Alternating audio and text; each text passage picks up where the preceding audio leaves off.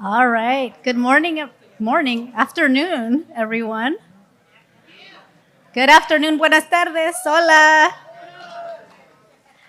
Well, it is my pleasure to welcome you all to today's gathering. My name is Amalia Chamorro. I am the Director of Education Policy for UnidosUS, which is a Latino civil rights organization. And it's just a privilege after 2 years of the pandemic or more to be able to gather in person in community with you all.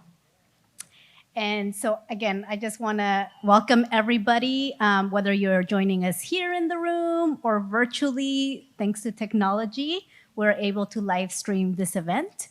And we have a half day of content to not only share with you, but also engage with you all and to reflect with us on this very important topic on the future of assessment and accountability.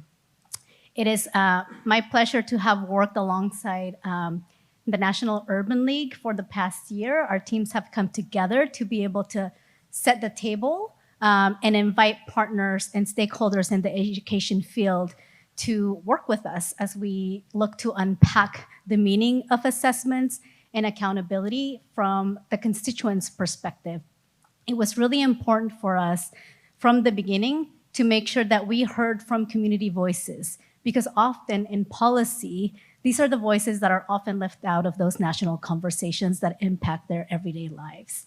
And so we heard from parents, from students, and educators about what their experiences were like in experiencing assessments and what accountability looked like for them in their school communities.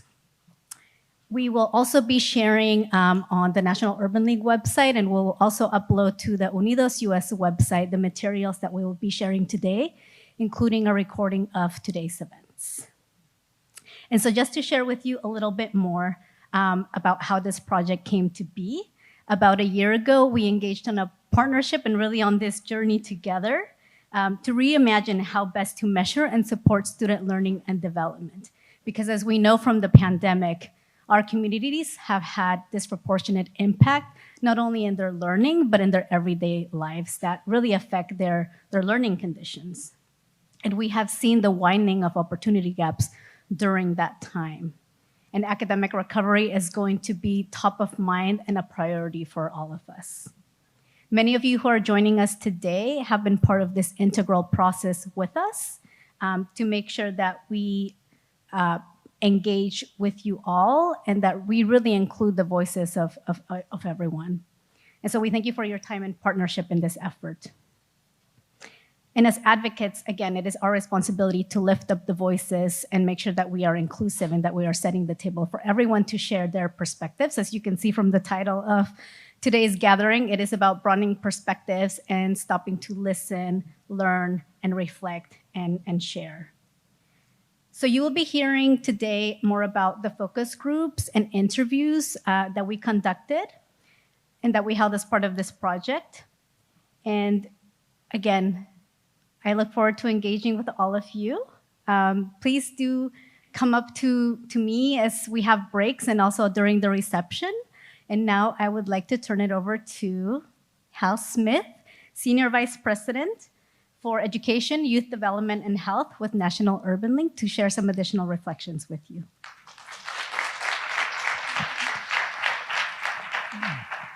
Thank you, Amalia, and colleagues, thank you for joining today, those who are in the room and those who are on live stream.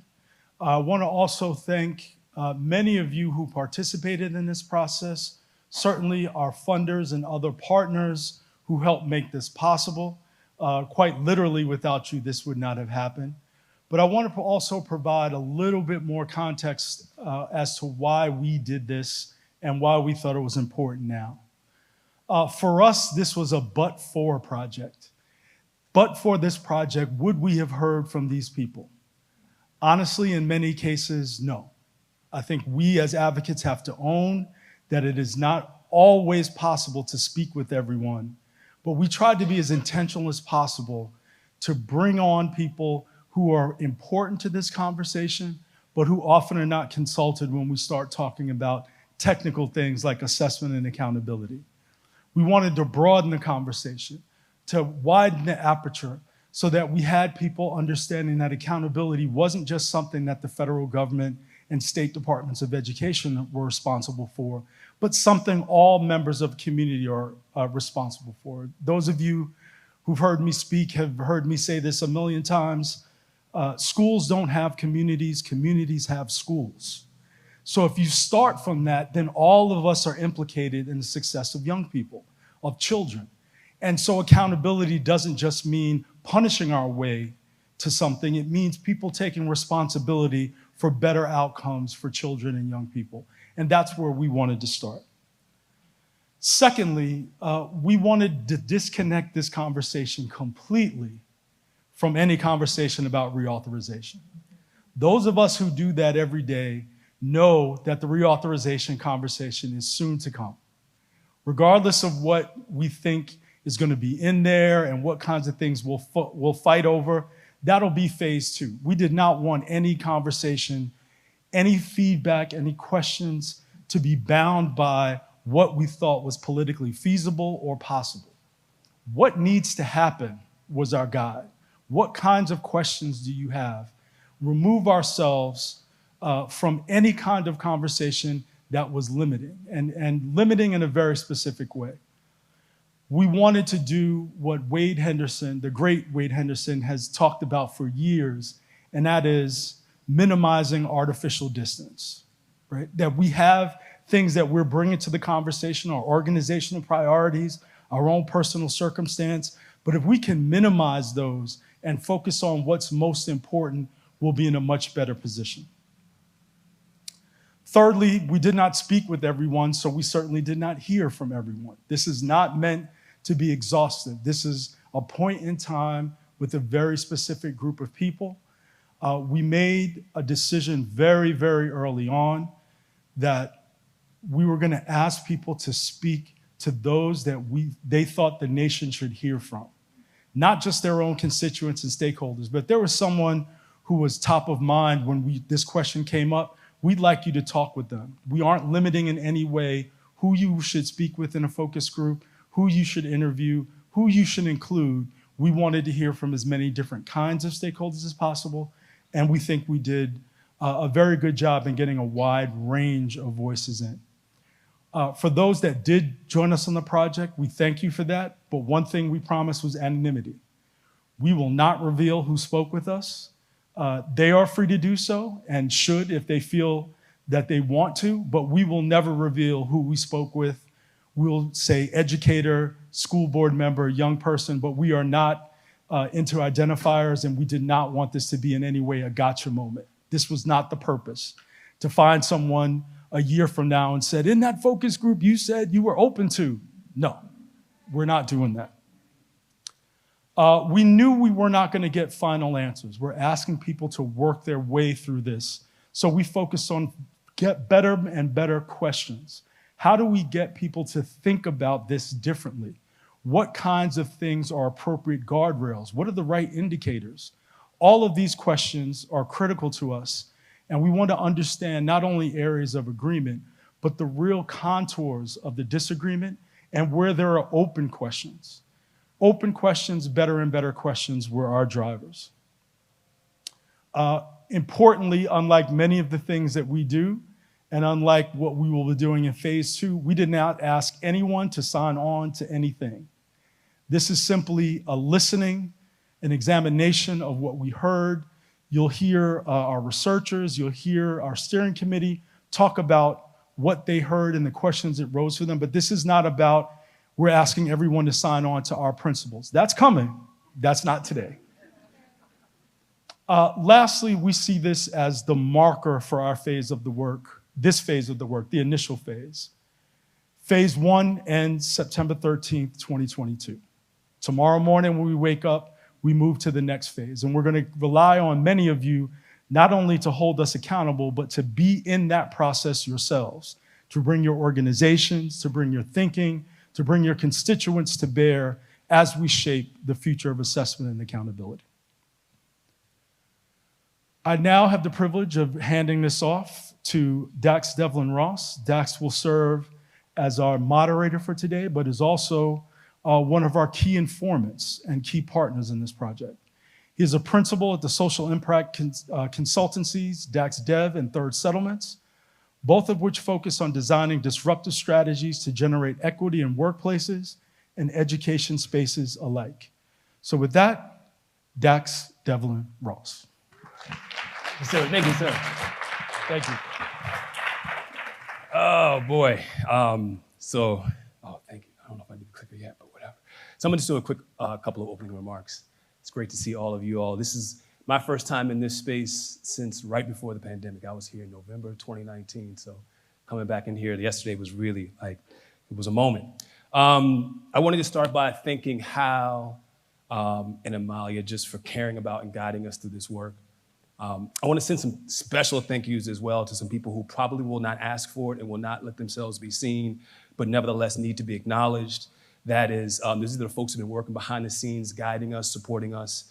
That's Adenika Huggins, Roxana Garza, Nina Riley, who I don't think is here, Simone Jones-Tyner, and Horatio Blackman. These are folks who just have been tirelessly working behind the scenes and need to know they don't ask for credit. They don't ask for credit, but they deserve credit. I want to thank you all, just the presenters and the panelists who are going to be here and giving them their time. I thank you in advance for being here. Really appreciate the wisdom and the insight that you're going to be offering us today. Those of you who are here in person and all of those who are joining us via live stream, thank you. I mean, we're going to be, especially for the folks who are here via live stream, want to make sure you know that we're intentional about including you in this experience. So while there, of course, is a predisposition to focus on who's in the room, and we will give you attention, we also want to make sure folks who are on the live streams, you have questions, we're tracking those, we're collecting those, and they'll be filtering into the Q&A sections that are to follow. So that's just really important. I want to acknowledge the land that we're on right now. I want to acknowledge the land. I think it's important that we recognize that we're inhabiting, ancient territory, the Lenape people, and just to recognize that those folks are still amongst us, and that their stories are not forgotten, and that the land that we are privileged to occupy is as the result, to some extent, of harms that have been done and not fully been addressed and resolved. So I just wanted to put that out there.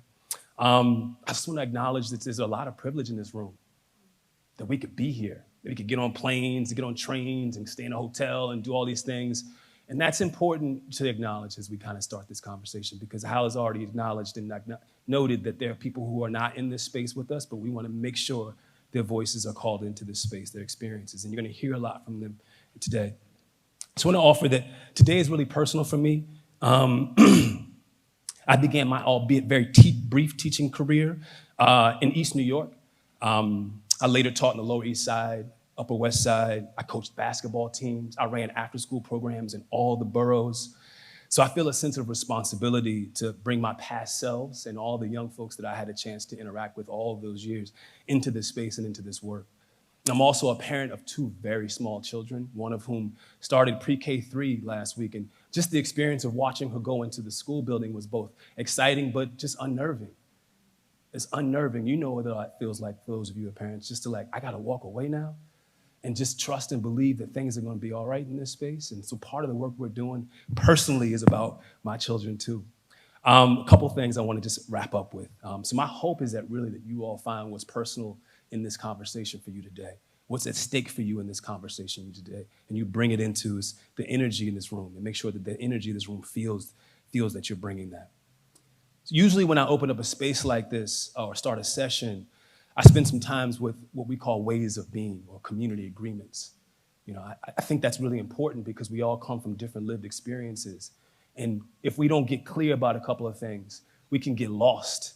It might be the case that somebody says something that might trigger me, or I might feel like it's not in alignment with my values and beliefs. And if we haven't established some things that we're going to have in common and hold in common, that can get in the way of us doing the work that we need to do. And in lieu of really going through all the ways of being that I would typically go through with the group, I just want to offer 3 for us that we can maybe hold for today. The first of it is let's just be present. Let's just be present. I know we got things happening, emails coming through, texts coming through, things in our mind, but we are just asking you to be here for this half of a day and be emotionally, intellectually, and physically present to the extent that you can. So that's the first ask. Let's be curious together. right? Because if there's something that's presented, as I already said, that maybe is counter to how we understand the world, or maybe just reaffirms what we already know, if we find ourselves rushing to judgment, let's just pause and be curious about that. Ask the question. Ask the question on the mic. Ask the question of your neighbors. Ask the question of yourself. But just be in that curious state. And then thirdly and finally, I just want to reiterate what Hal has already indicated. Let's accept that this is an ongoing process. Accept that this is ongoing work. I mean, this isn't about solving or fixing today. It's about sifting and sorting and exchanging. So what we're presenting, and I'm part of the presentation team as well, doing double duty, is a work in progress. It is a work in progress. It's a point in time, as already been stated. So just be generous in that regard. Be kind and be sort of gentle in understanding that we have done the best we can do to make sure that you all have some really thorough data to react to and to be in conversation with us about. So with that, we're going to get started. We have a full agenda, so you already know. And we have an amazing production team that's going to make sure we are guiding ourselves through this at a steady clip, but also at the same time making sure that there's opportunities for pausing, for discussion, and for reflection. So we're not going to just rush through things, but we are going to move through things. We do have a formal break at or about 2:40, so just get yourself ready for that. I know on your agenda it doesn't say what time the break is. I'm telling you right now, it's at 2:40. At which point we will get you 20 minutes, and then we're going to get back in here, and then we're going to get back to work, because we are here to work. Because we have the privilege of being here, we're going to work when we're here, all right? And if in the meantime, whatever you need to take care of, whatever needs you have, you know where the restrooms are, you know where everything else is, take care of yourself. And with that, we're going to open with a brief video. And this video, it's the first of a series that will be available online in the coming days and coming weeks. But it's a video that starts to capture some of the voices and some of the sentiments that were gathered in the research process. So sit back, relax. You'll hear from me many more times today. But again, thank you for being here.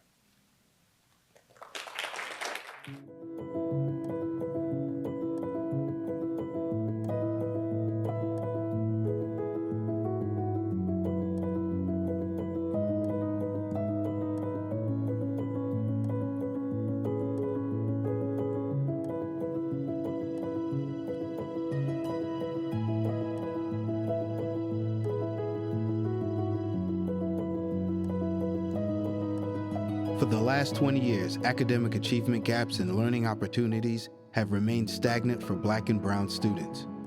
While there are many contributing factors, we'd like to share 2 key findings from K-12 and college admissions about the validity and reliability of standardized tests, with commentary from those most impacted, including students, educators, and education advocates. Good afternoon, everyone. Can you all hear me okay? We're here to talk about the future of education focusing on standardized testing, share important research findings, and hear your thoughts as the people whose experience is shaped by this topic. I want to lead with this question. If the K-12 system were to move away from standardized testing, in your view, what would be gained, what would be lost? I think what would be gained is it would allow us to see the student as an individual, not just a test score, which personally I really love.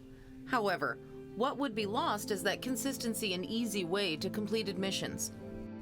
But also, how do we prepare academic units to be able to teach these students and move them successfully through the pipeline? That's a really great question, and something for us all to think about.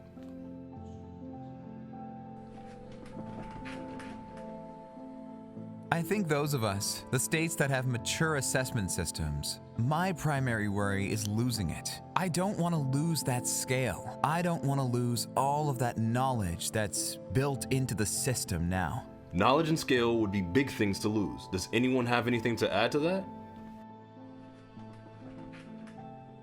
Bobby Kennedy said back in 1965 that we needed to have an annual assessment as part of the Elementary and Secondary Education Act. And he said that we need to have an annual assessment because if we don't, these racist superintendents are going to keep on doing what they do, which is deny Black children education. The assessment does provide a level of transparency. I think there's a scenario in which it gets utilized to do good things. I think the norm reference scale center white dominant culture by design. We haven't talked about that too much. I really wanted the field to push away from comparing Jill and Johnny and push more towards comparing learning to proficiency level descriptors. Like if you're level 1, look at level 2. These are all important points. Thank you. So, there is evidence to support claims that standardized test scores are impacted by students' life experiences and their knowledge of test-taking techniques. I'm reminded of when we're giving statewide standardized tests when you talk about equity, and test validity and reliability. But we would have questions that would reference certain things, like going to the lake, or going to a park, or having a particular experience. What our teachers would report back to us was, our students have never done that, or haven't been exposed to that. It was very difficult for them to read that story, or to respond to that particular question. Some of our brightest students are really bright and can get everyday application of education. But when you sit down for 2 to 3 hours, 4 hours, sometimes they're taking multiple sections of the test throughout an 8-hour day. What we tell them is that your intellect boils down to whether you're a good test taker, right? That brings us to our second research finding. Students' anxiety impacts their test scores, and students often report test anxiety before their exams. There's a racial and gender component to this as well. Does anyone have any thoughts on that?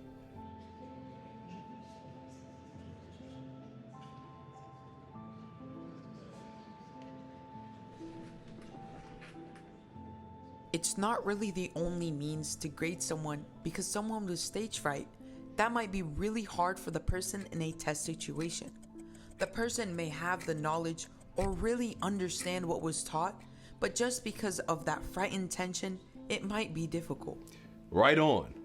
What you think matters, and you matter. What you just shared will help us better shape your future.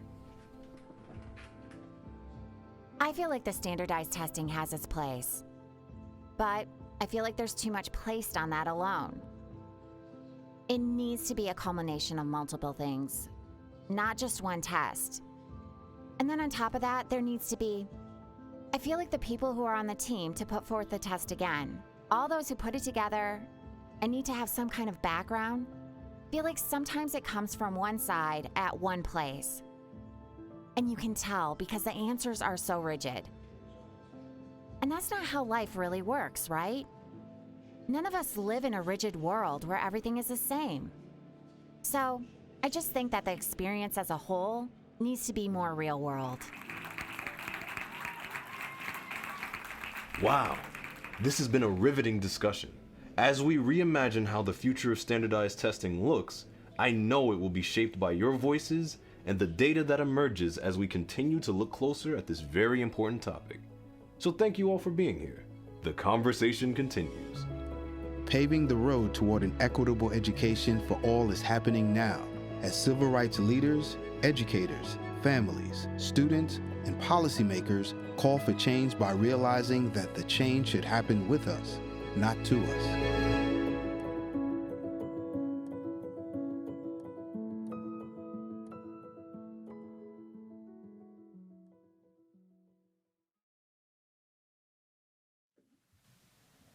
That was my first time seeing the video as well. It was really good. It was amazing. Congratulations for just getting that one together. And I know there's more to come, so we have more of those some more illuminating videos that kind of help tell the story. But in the meantime, we have some research findings to share with you today. Before we jump into that, I want to just reiterate a couple of the call to action bullet points that were already sort of stated, but I think can nevertheless be restated. We recognize that there's an assessment regime right now that is not adequately meeting the needs of historically marginalized students, particularly Black and brown young folks. So that's just a thing that is a call to action that we want to bring into the room and make sure that that's very clear about how the research was grounded in and of itself. Recognizing further that the accountability systems that we currently have in place, they're not leading to the improvements that folks hope to see, believe we are entitled to see, and that obviously young folks, we want to make young folks are seeing and experiencing. And third, there's a conversation happening, and a lot of us aren't in it, But there's a conversation happening that is specifically taking place in the education sector for those who might be involved in the formal education space. So there's a real need to ensure that this civil rights community, the education equity folks, are informing that conversation, which is why NUL and UNIDOS came together to bring their voices and amplify their voices in this space. So there's some commitments that have been outstanding, that were already outlined in the concept paper that sort of brought ourselves together, brought our team together, brought the Insight team. You're going to be meeting those in a moment. There was just a recognition that there's a commitment to ensure that there's a representation that is going to be broad. There's a commitment to promoting a real disaggregation of data, and you'll hear us talk a bit about this more later on in our conversations. Bringing some more coherence and alignment. You'll hear us talk about emerging areas of agreement today. That emerging word is very critical. The idea that we're trying to find places where we have agreement ground is really critical to what we've done in our research. And then just recognizing there's some innovations that either have not been fully heard or not been fully given a space to be developed. And we want to make sure that this is a space and this is a community that's making sure those are being uplifted. And finally, there are some disagreements. And as we get deeper, we're going to find out where some of those live. And actually, I wouldn't necessarily characterize those as disagreements necessarily that came up in the video, but you saw different points of view. And we want to make sure that those don't get just washed over as we try to move towards the thing that we want to build in the future. So those are a little bit the call to action pieces that are going to frame what's going to happen next. And then what we want to just offer is just that there's some actions that have already happened. So in 2021, there have been some convenings that have taken place with officials in the Department of Education and at the White House. So that's happened. And so part of the getting the folks in the room, that took place, but then there was a need and has a need that's been taking place over the spring and summer of this year in getting additional voices in the room. So initially, you're gonna hear from WestStat Insight, and then you're gonna be hearing from DACSTEV, my team. We're gonna be presenting a little bit of our data. You're gonna be hearing data that's both really abroad across all the focus groups that are inclusive of young people, educators, practitioners, experts. And then you're gonna hear a bit more from us that have been, it's what's been bubbling up from our sort of closed door sense-making sessions that we've been holding with some key leaders in the civil rights space, folks who represent a number of organizations. So with that, we're gonna get it going. So I wanna invite to the stage Dr. Jennifer Edwards, who's a senior fellow at WestStat Insight. And I want to invite to the stage Dr. Tia Fletcher, who is a researcher at WestStat Insight. So I'm going to give it to the two of you to take it away. Clicker. I'll need that.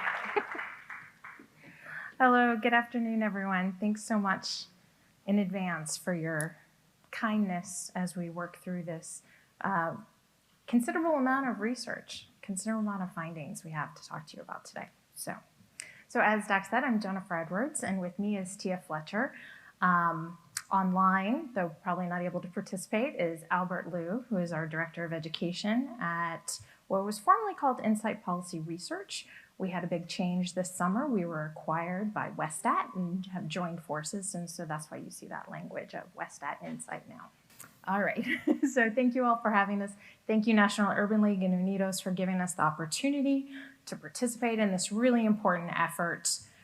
As you've heard, we're going to be presenting to you the findings from the analysis of stakeholder interviews and focus groups that have occurred between May and July of this year. So as you know, National Urban League, UNIDOS, and about 15 partner organizations set out to better understand the diverse perspectives of stakeholders as they consider the future of assessments and try to ensure our education system meets the needs of all students. These organizations overall talked to over 260 participants from around the country. 20 one-on-one interviews were conducted and 42 focus groups of anywhere from 2 to 12 people were conducted. Now, in these sessions, questions with participants varied, depending on the stakeholder group being interviewed and the organization conducting the interview. And this is really important. As you can imagine, the questions for students necessarily are different in focus and depth than, say, researchers and psychometricians. But in general, the topics shown here were addressed in one form or another. In particular, participants were asked to reflect on how assessments, and in particular statewide or summative standardized testing, are used and what impacts they have. They were asked to reflect on their ideal use of assessments or their vision for how student knowledge and progress should be measured. And they were asked to reflect on how the education system overall is meeting student needs and where we should focus in terms of accountability efforts. What needs to be the focus? Where should that focus land? To analyze the transcripts of over 60 hours of discussions at over 1,000 pages, our team developed a coding scheme derived from the interview protocols, so from the questions themselves. After coding and analyzing a subset of transcripts, identifying some preliminary themes, revisions are made to enable the analysis, the coding and analysis of all of the transcripts. So what you're going to see presented here today are themes that emerge from this analysis. And so here a theme is defined very simply as a perspective or viewpoint that was shared by at least 3 different participants within a stakeholder community. If it was seen in 3 different stakeholder groups, we categorized it as a reoccurring theme. And that's our focus today. The final report will dive more into unique perspectives for these particular communities and also areas of emerging difference. But for the sake of time, we wanted to highlight what those reoccurring themes were. So we've organized these themes into buckets. So into the assessment bucket or the accountability bucket, problems and solutions. And as you can imagine, there's a lot of overlap there. So you might find you have a disagreement with where we placed it. No harm. There were probably a few different ways they could have been captured and characterized. But a couple of important notes before we start diving in. So first is this idea of consensus or disagreement. And this is, I think, the most important thing, and this will not surprise anyone, but the absence of a theme in a particular stakeholder group does not mean there's disagreement. It simply means that the nature of focus groups themselves, the different focus of the questions of that facilitator, didn't give an opportunity perhaps, or that perspective didn't emerge there. Does not mean that it's not shared. There's also considerable variation in the questions and discussions in terms of how specific they were in terms of talking about assessments or those statewide standardized tests. And so where possible, we've specified, but where it's not clear, we've had to speak more generally in terms of assessments and draw conclusions from the context of those conversations. So just be aware that you're going to see both language, both terms used. And then lastly, just some of this is going to feel very familiar, right? And that's good in some ways. But other things might surprise you that perspectives and opinions continue to persist. You might be thinking, oh, there's been policy change on this issue. Why are people saying this? And this is where we have to caution. The focus here is giving voice to those who don't normally get to have an opinion and a say. It's not our job to adjudicate whether or not their experience is truthful, whether or not they had full and open information. This is what they're expressing. This is what they're concerned with. We'll start by looking at reoccurring themes focused on assessments. So participants raised and discussed a variety of concerns around the issue of the use of assessments, and most often focusing on those statewide standardized tests. So presented here are overarching themes that emerged and where the stakeholder communities that they emerged in. Concerns around bias in standardized testing was seen in all groups, and we're going to dive into this on the next slide. Next, one of the big areas of discussion really focused on the negative relationship between assessments and educational opportunity for students. Participants expressed the concern that standardized testing provides too narrow and limited a lens on student knowledge, and also that in turn, by not accurately reflecting student knowledge, is further exacerbated by decisions being made on access to specialized curriculum on the basis of testing results. The next theme focused on standardized testing impacts on students' mental health. Again, will probably not surprise you. This is a reoccurring theme of the role of stress, anxiety, and loss of self-esteem resonated in most groups. Some discussed the anxiety leading up to the test, and others focused on the impact of testing, on the impact of anxiety on the testing results themselves. And this is particularly interesting in the sense of giving providing some light on the variation that still exists in school and classroom culture. So where value is placed, where teachers emphasize standardized tests, where they don't, where they try to minimize stress by de-emphasizing the importance of the tests versus where pressure is being placed. And then lastly, transparency and clarity around the use of standardized testing is still very mixed across stakeholder communities and in communities themselves. So here we see a lot of discussion around the lack of common understanding on how testing results are actually being used. And where you see this come out a lot is in terms of funding decisions, where there's a lot of confusion around exactly how those test results are being used. Are they increasing, resulting in increased funding? Are they decreasing the amount of funding going to schools? There was also an interesting theme that emerged, particularly in parents groups, around concerns that there's varying agreement on what parents' rights are, what information they have the right to access.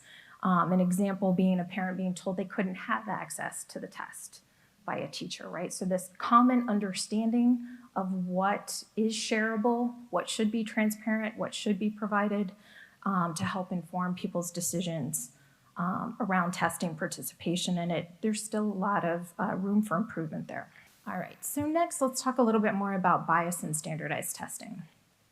So in terms of bias in standardized testing, some participants expressed concern that bias persists in limiting the validity and accuracy of results. And in particular, participants discussed perceptions of cultural bias, such that you're measuring knowledge of white culture versus knowledge of concepts and skills. Also, participants expressed concern that standardized testings are biased because the accommodations for students with disabilities and learning differences remain insufficient.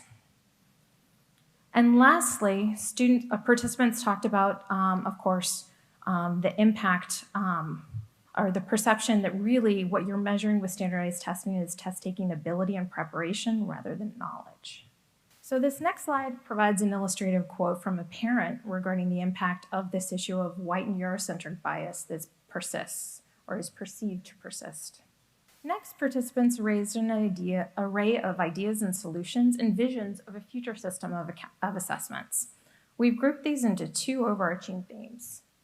So participants see a need for more expansive use of alternative forms of assessments. And so here, among the most popular alternative forms of assessments discussed are things like performance assessments, where students can demonstrate knowledge and skill. Project-based learning is one of the most popular alternative forms of assessments because of its leveraging student self-directed knowledge, self-directed learning, and then assessments of knowledge based on that, and then also classroom-based assessments. Participants also discussed the importance of valuing and considering non-academic knowledge. So participants often discussed other dimensions of student development. So we've labeled this here as considering the whole child. So some of you may be familiar with this approach. The whole child approach thinks of children as having 6 areas of development: academic development, but then also mental health, physical health, cognitive development, identity development, and socio-emotional development. It also grounds the students in the social environment and emphasizes the importance of community relationships. And this was a very strong theme for parents and teachers. The importance of socio-emotional learning was a point of emphasis for participants, with parents, teachers, and researchers all mentioning the importance of this and suggesting somewhat that consideration in forms of assessing this should be factored in. And here is another illustrative quote from a policymaker on the importance of social-emotional learning. And here there's a reference to the 5 C's some of you may be familiar with: critical thinking, creativity, communication, and collaboration, and character. So on this slide, we wanted to give a little bit more perspective by just highlighting some stakeholder-specific findings. And here we're talking about researchers. So researchers including psychometricians, and they provided some unique input on how to improve assessment practices. These will seem also, for those of you in that arena, will seem pretty familiar. They discussed basically efforts to continue mitigation efforts to reduce bias in assessment practices. So development of assessments that validate student experience, conducting psychometric analyses, and using expert review panels to remove bias. And then lastly, some researchers express the need to remove high stakes from standardized testing, and that will be surprising to some, and given changes in policy. But I think this is an important thing to note. Again, this persistent concern that bias and high stakes continue to remain in standardized testing, and in particular, due to the problematic history. So the long history of racism in standardized testing and the persistence of that continues to concern researchers. All right, let me pass it over to Tia to talk about accountability systems. Thank you so much, Jen. How's everyone doing? Great, glad to hear it. So next we're going to turn to reoccurring high-level topics raised by stakeholder groups that are about accountability systems.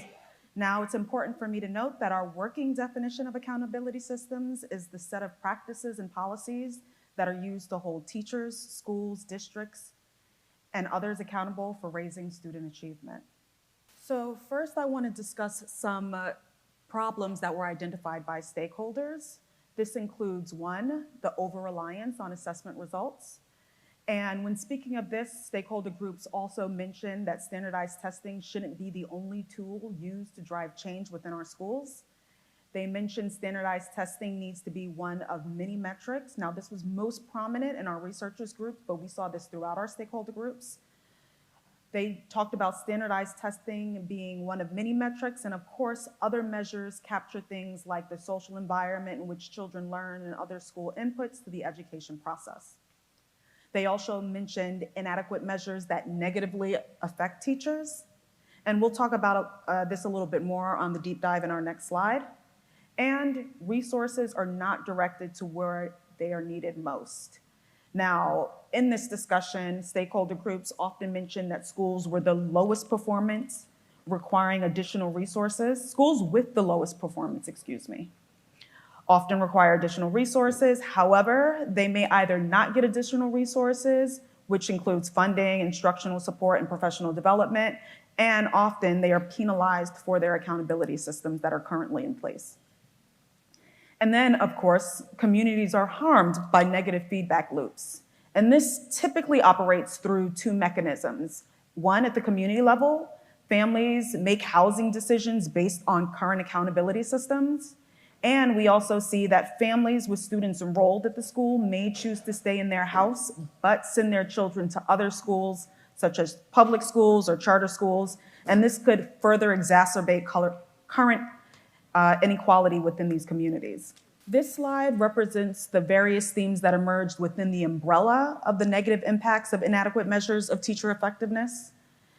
These issues were raised by every stakeholder group who participated in this study. So this includes this misalignment of assessments where teachers may not be teaching exactly what is being addressed in the assessments, which either means they are learning info that isn't rewarded or not learning what is important according to the state. Teachers are often pressured to raise assessment scores, and teacher and school effectiveness is based on this. We find that teachers face stress and increased anxiety for having to perform well on these assessments. And then, of course, teachers cannot be creative and teach other topics or address other students' needs. They also mentioned that there are other things that are important for our students to learn, such as social emotional learning skills that they face pressure to drop or to focus on because they are hyper-focused on assessment topics. And teachers often face this increased pressure of leaving the profession. Now that includes this increased stress leading students to, teachers to choose to leave their schools or the profession altogether. So the quote on this slide represents a teacher's sentiment of the last bullet on the previous slide, in which stakeholder groups discuss the increased pressure teachers face, subsequently leaving the profession. The quote touches on this mass exodus of instructors due to a hyper-focus on testing and accountability measures directed towards our instructors. Now I'm going to discuss some potential solutions that were offered by our stakeholder groups. Participants discussed an array of ideas, views, and visions for future accountability efforts. Presented here are overarching themes that emerge and which stakeholder groups discuss them. We'll discuss one of them in greater detail in the next slide. So these themes included promoting equity by valuing student subgroup performance, and this is where schools and districts need to be accountable for provision of support for our students, especially students with disabilities. And this is consistent with ASA's requirements for showing performance of student subgroups such as race, ethnicity, and gender. We also want to expand measures of school effectiveness, and I'll talk a little bit more about this on the next slide. Expand accountability systems to have implications for school administrators, and this includes communities being held accountable for supporting our students. This includes science provisions, additional support such as housing, mental health access, physical health care. This also includes focusing on holding school boards accountable for school performance. That includes progress. And we found that policymakers believe that involvement of school boards should be an accountable measure. And then the last theme is allocating resources to those who need it. And these groups talked about better coordination of services. Schools should provide non-academic supports, again, mental health, healthcare, food, access to technology. The themes presented on this slide were shared by researchers and other groups such as out-of-school time staff, policymakers, parents, and students. And we found that they identified alternative measures such as racial ethnic representation among school staff, diversity of curriculum or extra offerings, and of course, student, parent, and/or staff engagement. And finally, looking at measures such as attendance suspension, high school graduation rates, faculty retention, school leadership, faculty, and staff relationships to student and school climate. So the quote on this slide represents a policymaker's sentiment on the last bullet on the previous slide, in which stakeholder groups advocated for including additional measures to monitor school effectiveness. Not only do they provide suggestions for additional measures, but they also note how these changes can motivate our instructors. So due to time, we're going to transition to our Q&A. Given we've provided you a lot of information in this time, and it's just hard to do justice because the data that we got was so robust and provided such rich discussions, I am going to provide a slide that represents a summary of the reoccurring themes that we just talked about, and you're welcome to ask me and Jen any questions that may have come up for you during this presentation. Yes? Hi, I did have a question about the student groups that you used. Yes. What was the age group of the student groups that were represented, and were the student groups participating with adults, or were they also separate? That's an excellent question. Yeah, it's interesting. So we had some student focus groups that were facilitated by students themselves. Those were really interesting conversations. And then we had some that were facilitated by adults and leadership from organizations of interest. So the age were all high school students. Yes? Did community engagement come up anywhere in the accountability system problems that were identified, or even elsewhere? Did that come up anywhere in your Sure. So yes, so community engagement most often came up in terms of ideas and solutions. So increasing engagement, it was rarely discussed as necessarily as the problem itself, except when talking about accountability and really looking at school districts as an entity, right? So most of the conversation focused on bringing communities in as a way to help address issues. Mm-hmm. Absolutely. Yeah.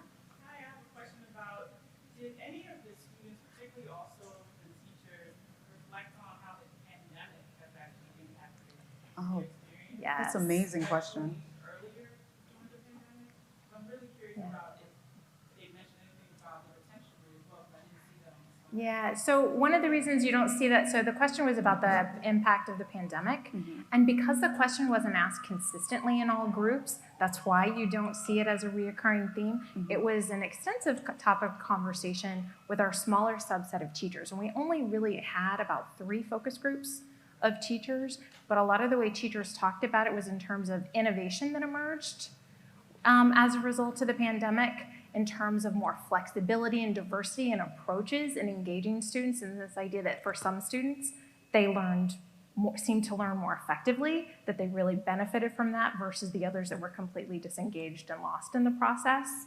And also there was this interesting discussion, was both for teachers and students in terms of like physical needs, the ability to move, the ability to take bathroom breaks, right? The ability to take time, which was very interesting. Yeah. Hi, good afternoon, thank you. Hi. Could you say a little bit more about the context that the participants came from?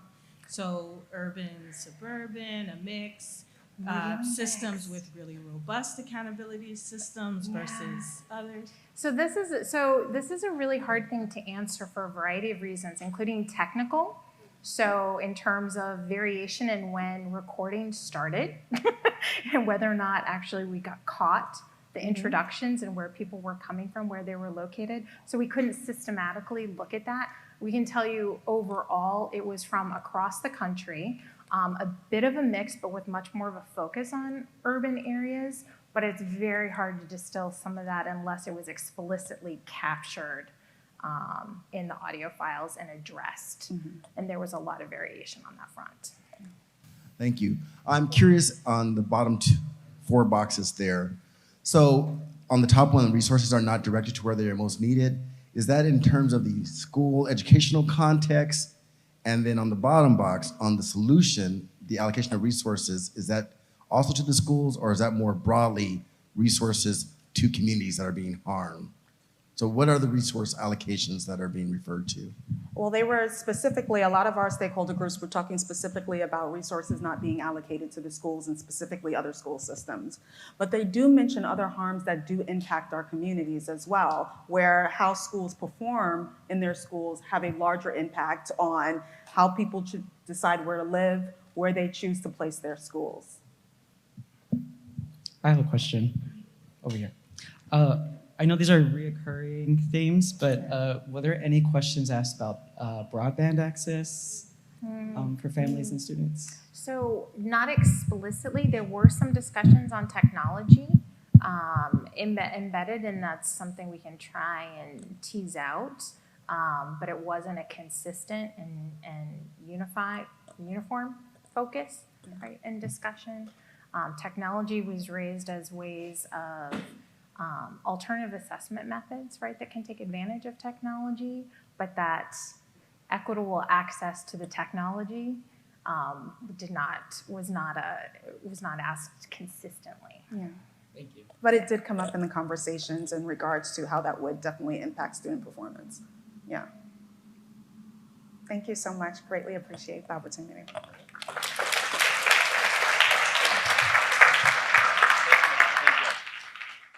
In a moment, and it's happening over there, and if we're getting mics, we're getting stuff set up, so I'm killing time. You know, that's what happens sometimes. Jason, are you ready at least? Come on, man. Come on. So I'm going to be inviting up on the stage a couple of my really good friends and project partners who work with DaxDev in a number of projects. And they're going to be helping us and guiding us through the work that we did. So a little bit about the work that we did with DaxDev. So we have some emerging areas of agreement for the future assessment and accountability that we're going to present with you. And just as general by way of background, the way our work is a little bit different, obviously, than the work that the Westat and Insight have done. Our work is really driven around sort of a deeper, longer engagement with a group of people in a way in which we're building both community and using the community building strategy and techniques. Those are small group, large group, interactive data that folks are reacting to and responding to as a way to help kind of do some more co-generated dialogue.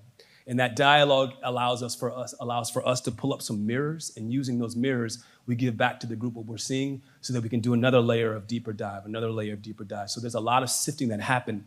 And from a process standpoint for us, that meant that we engaged in four hour-long sessions with about 20 civil rights leaders of organizations and education equity practitioners, folks who are really sort of leading the conversations in a variety of different spaces across the country, working with a lot of different identity groups. So you can see our process overall was really to kind of get folks together and really do some grounding, and then to use that and to use each session as a building block to get to what we're presenting back to you today. So as I've already said, we're going to be inviting to the stage a couple of folks that are going to help guide us and lead us through this work. So first, I'm inviting Emily Martinez and then Jason Spector, and I'm going to move over stage left, and then they're going to get us going. Thank you. It's good to be with you all today. And it's really exciting to be a part of this process, as we've heard from Insight, and then we were participants in the roundtables, facilitators of the roundtables this summer, to be able to be at this kind of event, which marks a culmination point.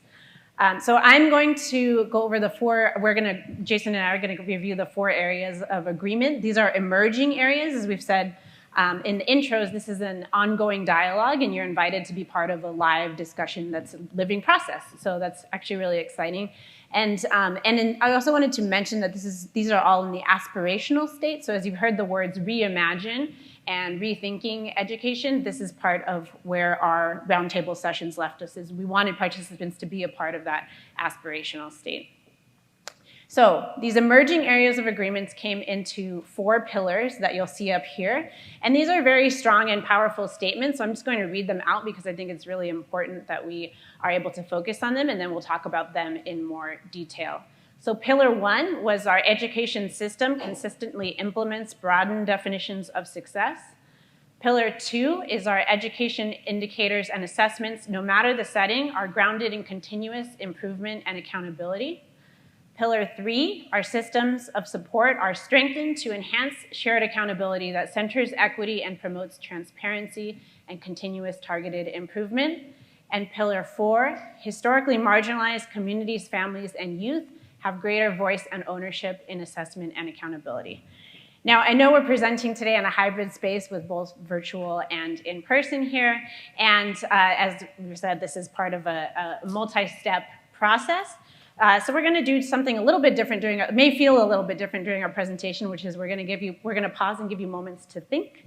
And again, that might feel a little bit different, but we know this is a lot of info, so we want to give you some reflection time. There's no need to respond. We just want to give you time to absorb what we're saying as we're reviewing it. So I'll go over pillar 1, our education system. And you see the S in parentheses there because we wanted to incorporate education system beyond just the classroom to multiple ways in which students are being educated and the multiple ways in which they experience education. Consistently implements broadened definitions of success. So I'm going to invite you to just think for a minute, take about 20 seconds. What comes to mind for you or what manifests as you read this statement? Just go ahead and take a second to write that down. Just think about it on your own. And as we heard from our roundtable, what education, implementing broadened definitions of success looks like. And I actually wish we had that slide from the animated video because it was also in the animated video in a much more simpler equation format. But that looks like including measures beyond academics. It looks like creating supportive environments for students, not just in the classroom, but also in the school, community, and system-wide levels. It looks like success is contextualized and informed by culture and communities and families. And that really importantly, student engagement is a precondition of learning. Students have to be engaged in order to learn. And that student-centered learning plans are co-created along with families and educators with their individualized learning goals in mind. And we have a quote that highlights this on the next statement that says, "It's important to speak to the tension by acknowledging the consistent disparities in student performance on a narrow set of measures in the school setting, while stating that our children are demonstrating competence in settings where they feel they belong." That was from one of our roundtable participants.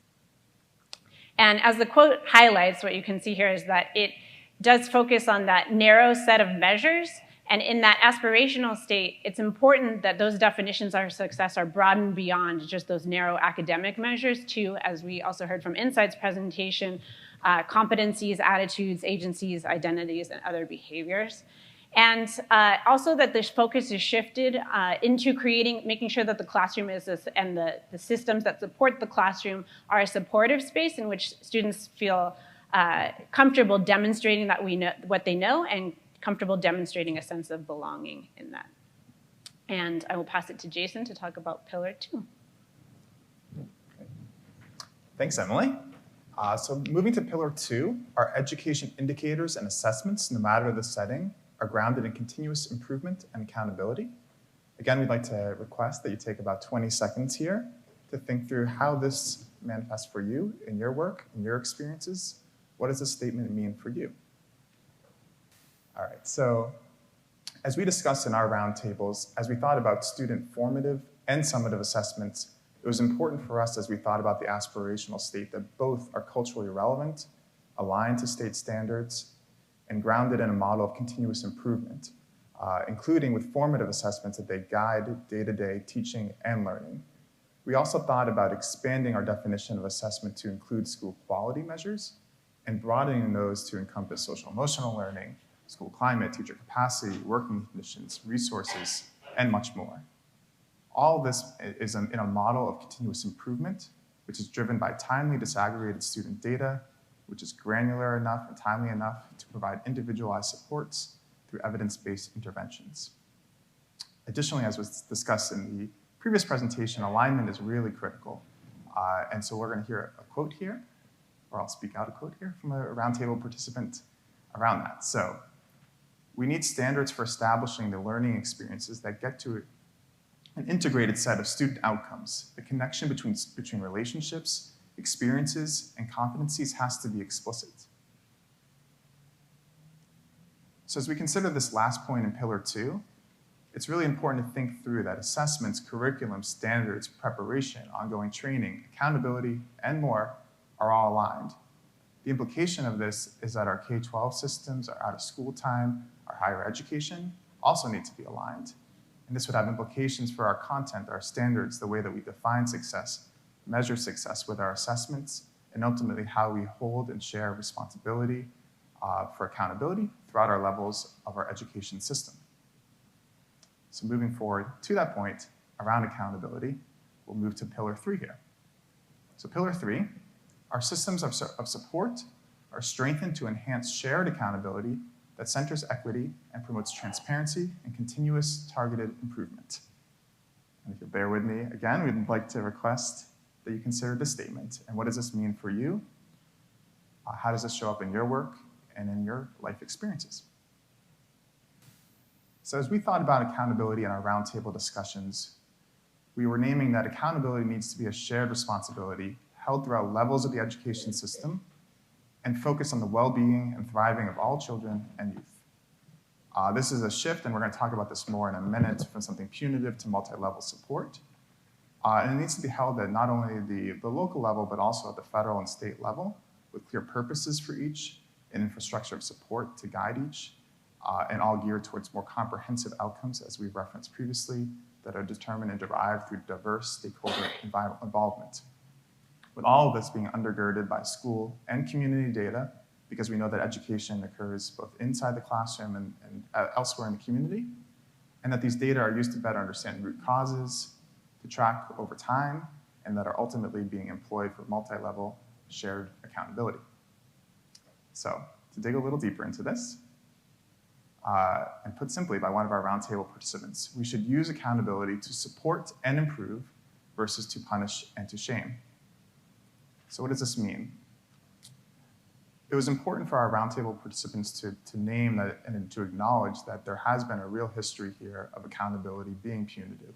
As we think about school closures, as the previous presentation referenced, some of the negative cycles of harm that are perpetuated from accountability to communities, and to think about a shift and a reframe for accountability to be about multi-level support. Additionally, as we think about accountability, it's traditionally been rather top-down. It's been held more locally, and it's flowed from federal to state to local. And so we were thinking about accountability as having more of a bidirectionality or more of a reciprocity to it, so that it can flow upward from community as well. All of it geared towards investment in identified student groups' success, as well as success of the broader education system with a lens of equity throughout. All right, I'm going to hand it back now for Pillar 4 for Emily to discuss. And finally, our fourth pillar, historically marginalized communities, families, and youth have greater voice and ownership in assessment and accountability. And so for one more time, we want to invite you to reflect on this for a minute and just think about what it means to you. So for our roundtables, what we heard is that this looks like historically marginalized communities and stakeholders are engaged in the process, as these systems are being created, refined, and implemented. So not just at the end when the process is complete, but in the creation of the process. And relatedly, that the design and implementation and execution of these processes incorporates their voice, and that includes the culture, that they're culturally relevant to those families and communities. And then that schools and districts make meaningful space and time for families to engage in accountability and resources rather than surface level. And then finally, that, and this was also in Insight's presentation, that data is timely and used to engage, and that everyone in the cycle of that is aware of how that data is used. As we hear in this quote, simply put, parent or family engagement equals parents are partnered with and by schools to make a meaningful contribution to the way their child is educated and shaping a positive school environment. In essence, engagement calls for participatory, equitable partnership. And that's important, that that participatory and equitable partnership looks like that investment of time and resources into that entire process. We know that it's not, maybe it takes more time than the ways that things have historically been done, but that it's important to allow for those meaningful contributions, and that it also opens up the space to be more equitable, and that those with the most resources aren't the ones who are having the most influence on the way that the process is completed as a whole.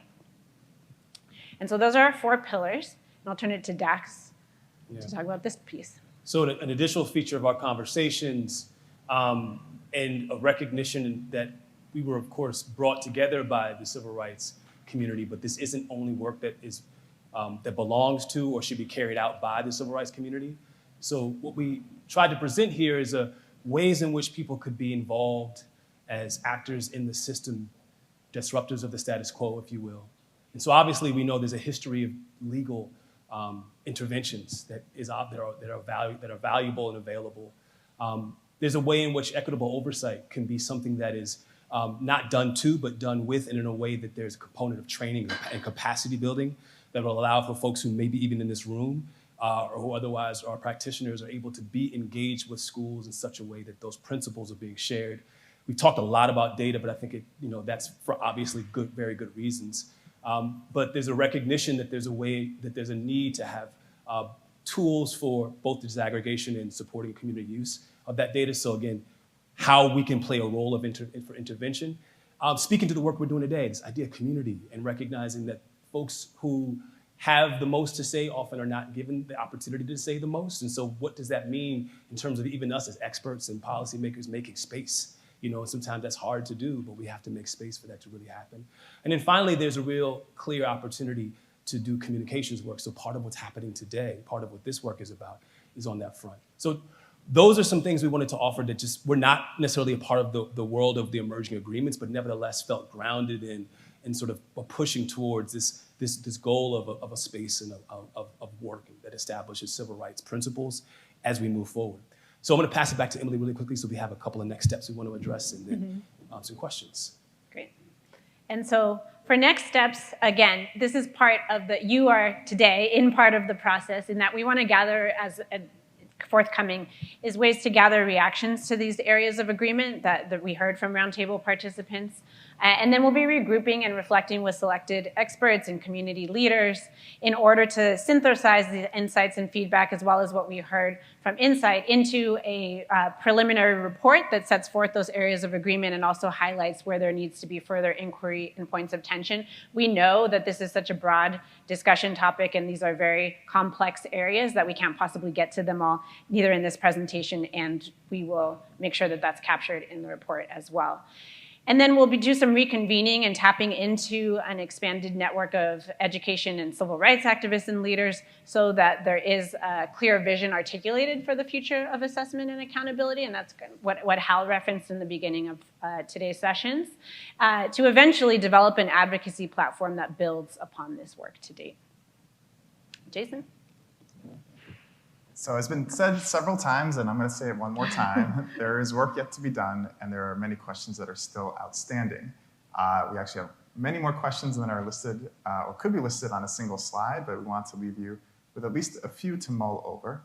So we created 4 questions here that one corresponds to each pillar. So we just want to offer these into the space. So number one, how can we ensure a commitment over time to allow for broader definitions of teaching, learning, education, and success to be fully utilized, implemented, and evaluated for their efficacy? Second, what are the implications of an increased focus on continuous improvement in assessment for school accountability, specifically through state standardized assessments? Third, how can we reframe accountability to shift mindsets and motivate positive behaviors, systems, and culture change?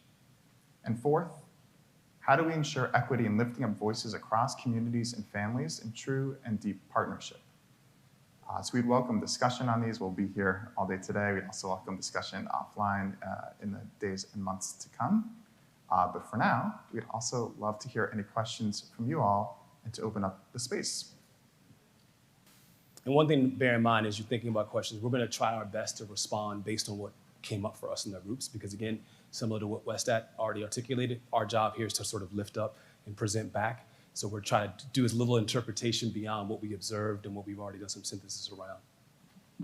Hi, I just have a really simple question, which is when you're talking about accountability, at what level of the system are you talking about? Are you talking about federal, state, district, school, classroom? Yeah. All of the above. All of the above.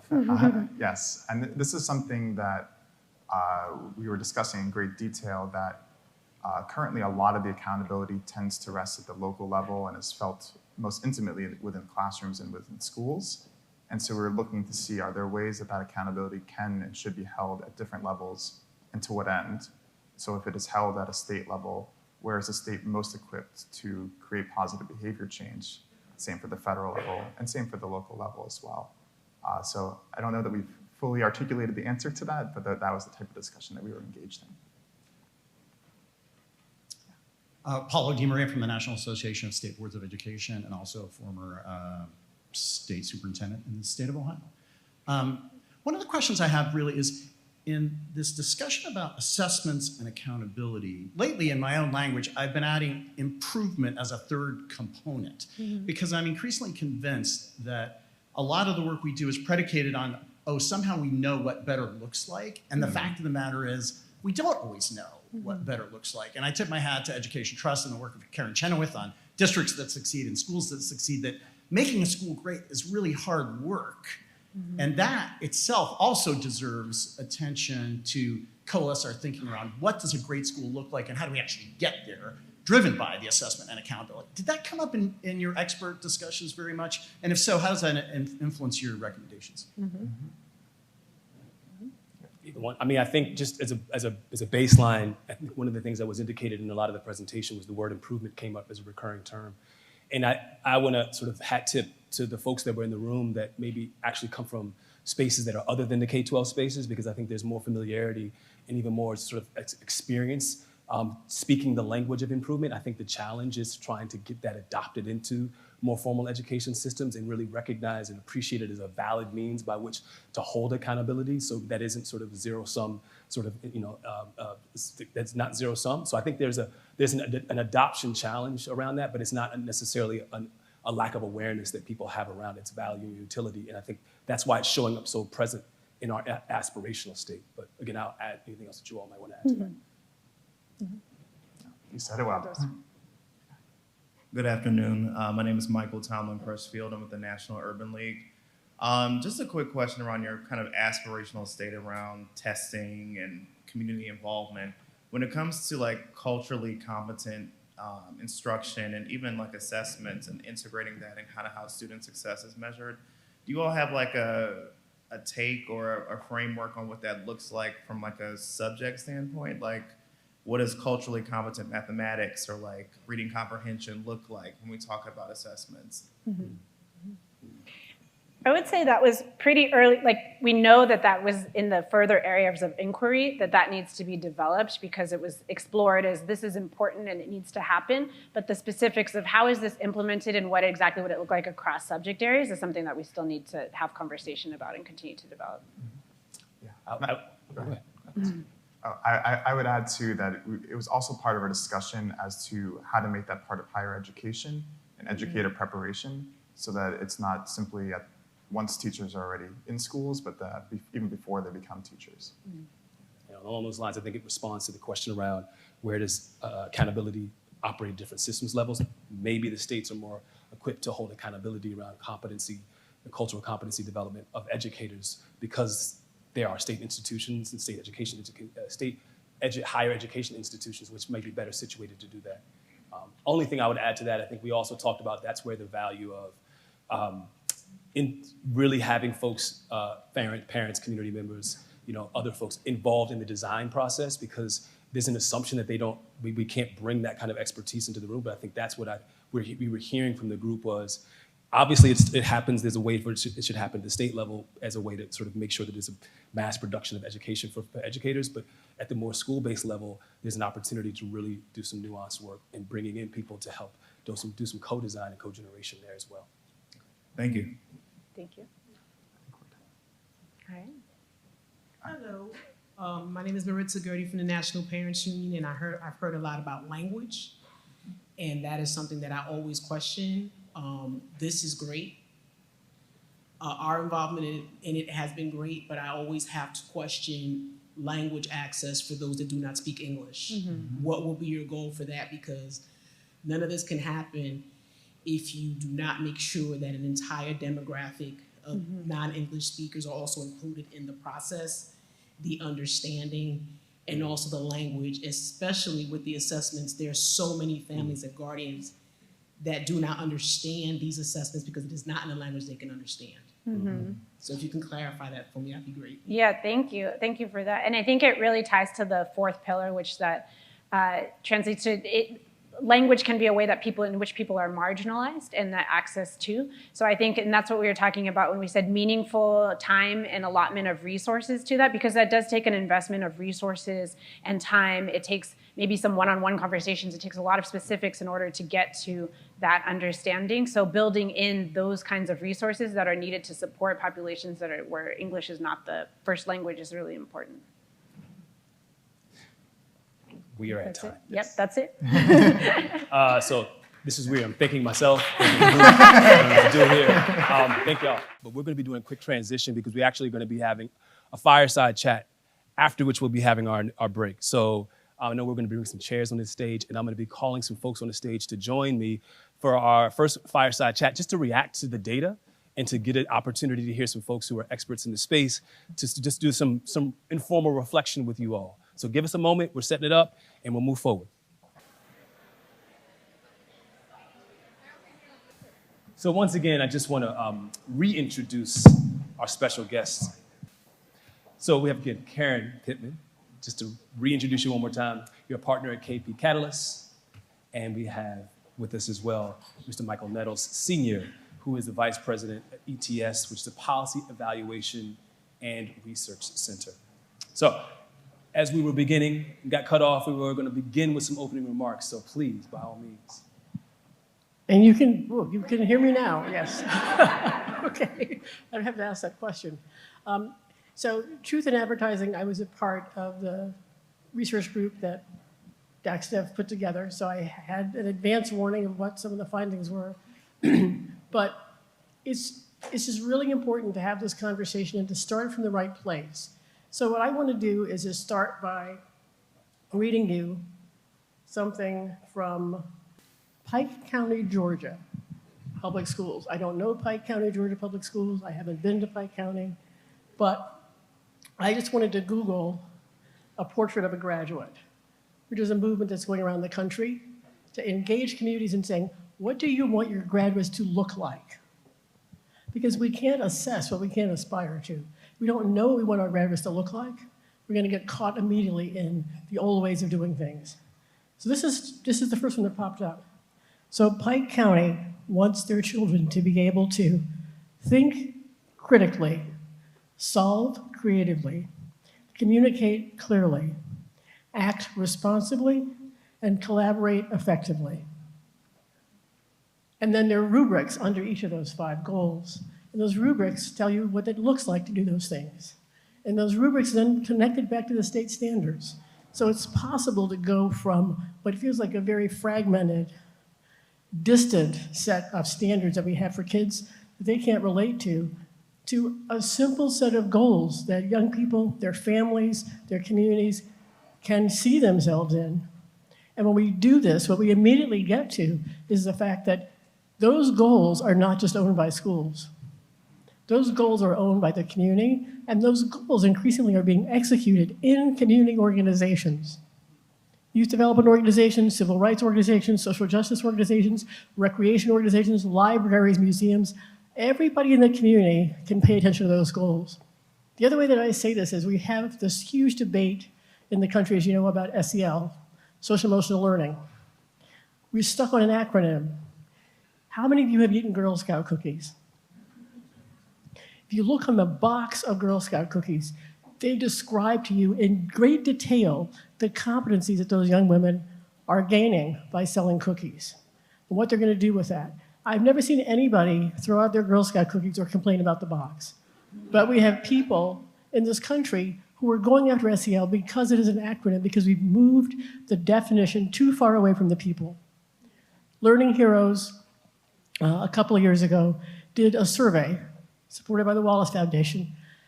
They've done a couple surveys, actually. One survey just asked parents, what language do you use to describe your goals for your kids? And what they did magically was lump it all together. We have SEED and SEAL, and we talk about social, emotional, and academic competence. They lumped it all together into a specific set of words, like you just heard in these goals. I want my young person to be ethical. I want them to be a good problem solver. I want them to be creative. I want them to have good time management. I want them certainly to read and write and do math and be literate.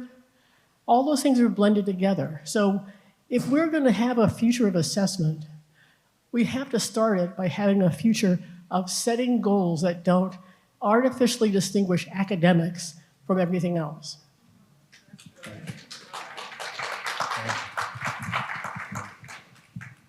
Yeah, well, thank you very much, Dax and Karen, for your remarks. This is a really tremendous effort by the National Urban League. And I want to begin by saying that I appreciate the study that was conducted. The methodology is great. And one of the things that at ETS we think needs to happen more often is that we need to be able to engage with people about assessment. So very often the public engagement in assessment is done through local school boards every now and then, but it's also discussed along with school lunch and bus rides and everything else. This is a focus on the issue that I think we need to address more often, and we also need more people to engage on a regular basis. By that I mean work at ETS to produce the assessments. The assessments reflect very often the people who are thinking and writing the assessments. And we need more diversity. We need more involvement by a broader cross-section of people writing the test, thinking about the representation that needs to be reflected in the assessment. That explains some of what I think we're seeing in the results, especially on the issues of bias, which is one that has occurred. We've had that issue forever in this country, and it's a legitimate claim. It's a legitimate criticism of standardized large-scale tests. But the way to change that is to get more engagement, more involvement in thinking about it. So if you were sitting writing an assessment about mathematics and thinking about the children who were going to take it, you would do it possibly from your perspective, your understanding and knowledge about the schools they attend, the neighborhoods they live in. And so what we get in the assessment is very often, exactly that from people who are not as well represented as we need to be. I think for me, we've addressed this issue many times in the past. Edmund W. Gordon. I'm the Edmund W. Gordon Chair at ETS. So I've spent my career doing research. And while Dax actually introduced me as Michael Nettles Sr., and then he said Vice President for ETS, I assure you there's only one Michael Nettles. That is me. And I push back more frequently these days when referred to as Senior, unless it's in my title. But at ETS, we've had the Future of Assessment, chaired by Edmund W. Gordon, who many of you know. There's a report on the ETS website. But even that report did not address the equity issues the way they are being addressed by UNIDOS and the National Urban League. So I'd like to applaud that. Now, when we have a forum like this and I'm invited to participate, or anybody in my organization is invited to participate, it's a signal. Thank you. It's a signal that we are invited to the table. I've always felt that way, that we actually have something to contribute. In my research over the years, I have lots of stories to add to the stories that are going to be in the report, in the forthcoming report. One in particular was at Bank Street College of Education when Stephanie Bell Rose sponsored High Potential Youth when she was president of Goldman Sachs Foundation. There was a school in the Bronx where Bank Street was recruiting students for a summer program to prepare them for selective colleges and universities. And very often part of the selection process involved asking the teachers to identify their leading students or most promising students. And very often the teacher would identify a handful of students who then would get looked at by the selection team. And along came the standardized test, and very often the two didn't agree. And my observation over time was that teachers were very often leaving off students who did illustrate promise on the assessment, that, because of a variety of things. Maybe the student was an introvert. Maybe the student lacked the social skills. Maybe the student really was a difficult student.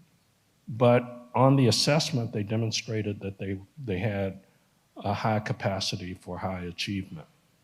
And so they would be selected because of that. And so, and very often we look at grades and they would reflect also some bias. Grades are highly correlated with success, but they very often are biased. So my conclusion over time has been we need all of them, all of that evidence to make decisions to help us to not just select, but to intervene to address learning issues. One of the challenges that we have is the resources that we have for addressing the needs of every child, don't always exist. And so we have to also worry about that.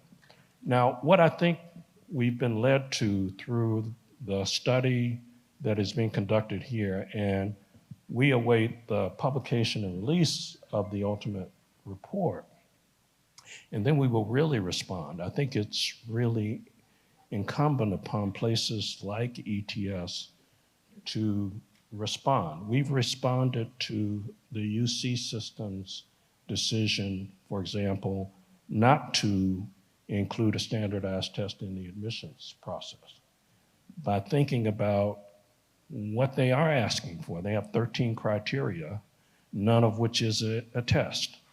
But they are, if you look at the 13 criteria, 2 through 12, require students to write. Students are going to have to tell their story. They're going to have to think and write about the context that they've been living in. They're going to have to write about their learning journey. They're going to have to talk about how they learn, what they like to learn. Those are going to be really important kind of standards that will get reviewed in the review process. So one of the things that we're doing at ETS is to think about learning how to help students write. Okay, so, and we're calling this project, we're doing it with the National Writing Project, and we're calling it Writing Future Me. And we're gonna start with ninth graders to talk, to set up a curriculum to help students learn how to curate their learning. Another thing that is happening that is really promising, I think, is the use of technology and AI in technology to contribute to formative assessment, helping to integrate learning and assessment. I think Dax has given me the, are you? No, never though. Okay. Wouldn't do that. When you lean forward like that, I observed. Well, I mean, listen, you have so much knowledge to offer us, Well, and I think there's going to be an opportunity for for the audience to react to that. Yeah. And I wanted to also give Karen an opportunity to react to some of what you're sharing as well. I think you offered a lot of insight around how your work is being responsive to the moment, how there is a continuing opportunity for assessments to play a complementary or even a significant role alongside other means of standardized assessments, I should say, alongside other means of assessing student knowledge and learning. And I wanted to bring you in both to react to like that as a sort of like that being brought into the room.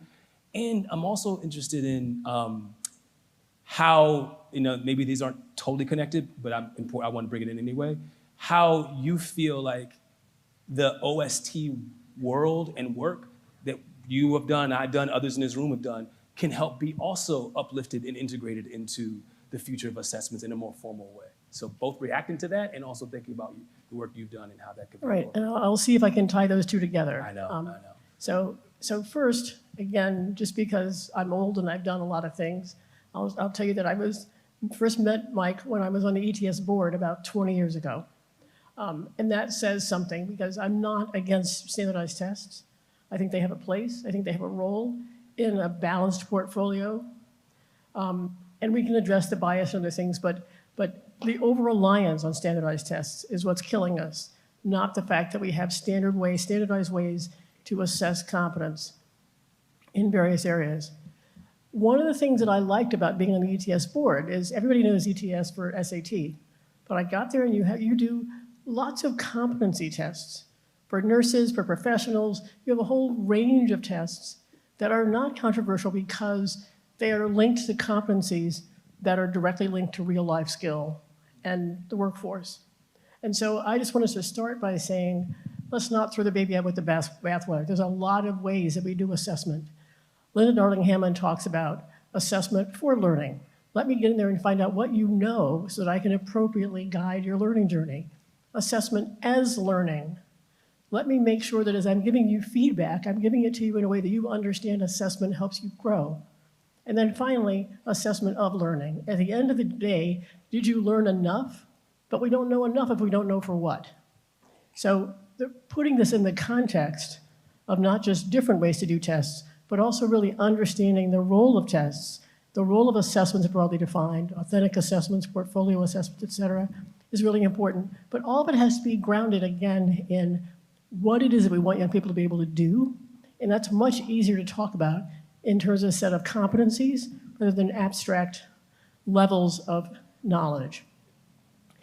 Why that's important and why that's been such a starting place for folks in community programs, youth development, out of school time, whatever you want to call it, is we're not in charge of academic competence. We're not the people who have been charged with moving kids to a certain point, whether it's in terms of course credits, it's in terms of test scores, in terms of knowledge proficiency. Those things are important to have. Those fundamental literacies and those foundational knowledges are important to have. But in the out-of-school space, in the community space, we actually get the privilege of finding out where young people are and moving them forward in interest-driven electives. That can happen in school as well. But when you start with what a young person is interested in, you make it challenging enough and rigorous enough that they need to bring their skills up in order to perform it. And doing well in it is meaningful to them. It's much easier to teach. And it's teaching in an integrated way. So it also lets us put the focus back on the quality of the engagement, the quality of the experiences being created for young people to participate in. So the thing that I always find is interesting and disturbing, and I'll say disturbing, about the challenge of getting public education in this country, public schools in particular, from where they are in assessment and accountability to where they need to be to really understand and deeply embed the science of learning and development that we now know so well, is that schools have started on the opposite end of a theory of action. And I'll be quick about this. Because youth organizations engage young people voluntarily, they have to be concerned about quality. Quality defined as not just content, which varies a lot, but context. They have to immediately create a context in which young people feel safe, they feel that they belong, they feel that they can learn, they feel that they can grow, they feel that they can make friends. If they don't get that right, young people won't come back. You can't teach kids if they're not there. They're required to be in school. They're not required to be in youth organizations. So that fact that we have to start with a quality context in order to get them there, then we have to build in the content in relevant enough ways to get them really engaged. When you do that, you then get to a lot of growth in a lot of skill areas integrated together. Like I just read with the Pike County format. That language that I just read in Pike County, youth organizations have been using that language for 100 years. We talk about young people in terms of a broad set of competencies that they should be developing, and then we create activities and supports for them to do that, and on their own level with a multi-age group, et cetera. And then finally, if young people have really built those skills, practiced those skills, and named them so they know what they have, they can transfer those skills into other areas. They can transfer them into school. They can transfer them into work. So we call that the QUEST model. Quality gets you engagement, gets you skill growth, gets you transfer to other outcome areas. Schools start with a required set of outcomes. It's too narrow, and we measure them too narrowly. And then because we start in that narrow place, you can't get backwards. You can't go backwards across that theory of action. Everything has been constrained by the way we've defined it. So this is a critically important discussion to have, but we need to broaden it to understand if we don't give communities and young people, especially communities and young people of color, the opportunity to really define what they want to be in a way that makes sense to them, and then define what it looks like in a way that we can put rubrics behind it, then we can get to how do we assess, how do we know if this is happening? That way we will get to a balance. Then we have the technology and everything else to connect these things across systems, across the school system and the out-of-school system. There's no reason why we can't have young people getting credit for what they're doing in both places. Or learning at home during the pandemic. All these things can happen if we shift to a competency-based model and we understand what science tells us, which is learning happens everywhere and growth is driven by relationships and context. Thank you. So to continue, thank you, yes. Absolutely. So one of the things that I'm hearing from you, you've talked a lot about broadening perhaps the identity of the people who are participating in the assessment creation. You're talking about broadening it in a bit of a different way, which is broadening what we are actually trying to, what we're measuring, how we're measuring. I'm curious about like how, what's being lifted up by Karen here in terms of a broader array of competencies, or at least moving and shifting towards a competency-based model that can be adequately assessed. To what extent do you find that your field is or engaged in that conversation, and what kind of strides are being made to at least sort of address what's being lifted up there? Right. There are many things that I like about the work that you all have been doing on the study and the report that's forthcoming. What I would say is that as we look at what exists, and listening to Karen's remarks, also think about now what's possible. What is it that we want to invent for the future of assessment? I'll use two examples. One is a project that we're calling, and it's brand new, it's called Axol Learns. And we're doing it with a company called Territorium, which is in Mexico. Rebecca's here from Territorium. And also Soapbox Labs, which is in Ireland. And what Soapbox Lab has done is to invent, and they focus completely on voice recognition and interpretation for young children. Now, not even Siri and Alexa, as you know, have mastered that. This would be for children under the age of 12. And so what we're doing is now constructing an assessment for people when they enter kindergarten. We're going to ask them what they know about mathematics. We're going to ask them the math that they know. Prior to now, they couldn't tell us because they can't write most often. And they are providing it directly to people who sometimes they trust, sometimes they don't. And they don't know how much they have to provide. So we have a lot to learn, but the fact that we're focusing on oral representation of knowledge is potentially breakthrough. We don't have to use it just at that level, can use it more broadly. And, you know, we're calling that Project Axol Learns. Axol is an aqua salamander, and we've identified it working with Territorium because we think children will relate to it. Another end of the spectrum, Karen talks about assessment for, you know, practical use and skills. This is an era of credentialing. Credentialing has grown enormously just since Credential Engine has been documenting it in higher education since 2017. Almost 1 million different credentials now. So we're working with a company in the UK called Vitae. It's a public charity. And what they've been doing is taking a look at graduate education. What we've observed is that more people want to go to graduate school, want to work toward PhD degrees, and very often finding themselves underprepared for it. And what Vitae has done is identify 63 skills and attributes that people who are studying in graduate school should possess. And what we want to do is work with Vitae to develop those for both learning and assessment and possibly credentialing. So that would be two ways. Now, to your question about the involvement of people, I can tell you we're working on a project now with a company called Area 9 Lyceum. It's a Danish company. It has an AI platform called Rhapsode. And Rhapsode is reputed to be the best learning AI system platform in the world. And when I ask the people at Area 9 to prove it, they always give me some evidence.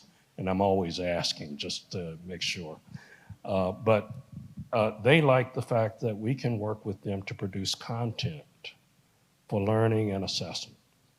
And it's a learning platform, but we think that adding the assessment component to it improves it. They tell us that we produce assessments that are much better than they would to go to market.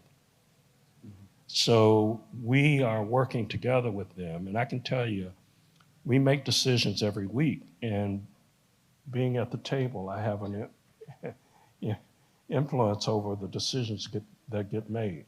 Things like who participates in pilot studies.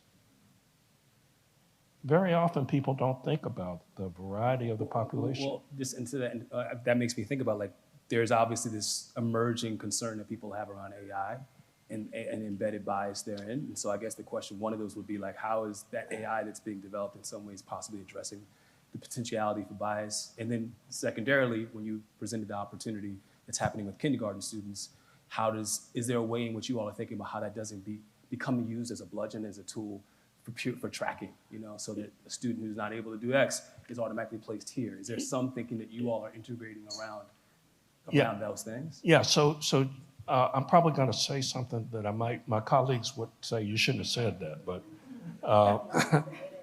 to your last point about Axol, we're working in Broward County Public Schools with the Broward County Public School District. It's the 6th largest school district in the country. It has a really diverse population, as you know, multiple languages, which is also important.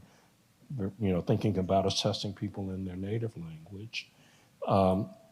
Also thinking about there are 142 elementary schools in that district. Thinking about the stratification of the district by social class, by ethnicity, and so on. Selecting bits of places from each segment of the population, trying to cover the representation rather than thinking that we can go to one place and produce an instrument. And that's happened historically. Mm-hmm. So those kind of decisions are really important. And having people at the table, we've talked to people who say things like, I've worked in a kindergarten and I asked the students the first day, to tell me their names. And the variety of responses people get to that basic question. If you convey that to somebody who's developing standardized tests, they might not believe it. Some people encountering students who can't tell them their name on the first day of school. Mm-hmm.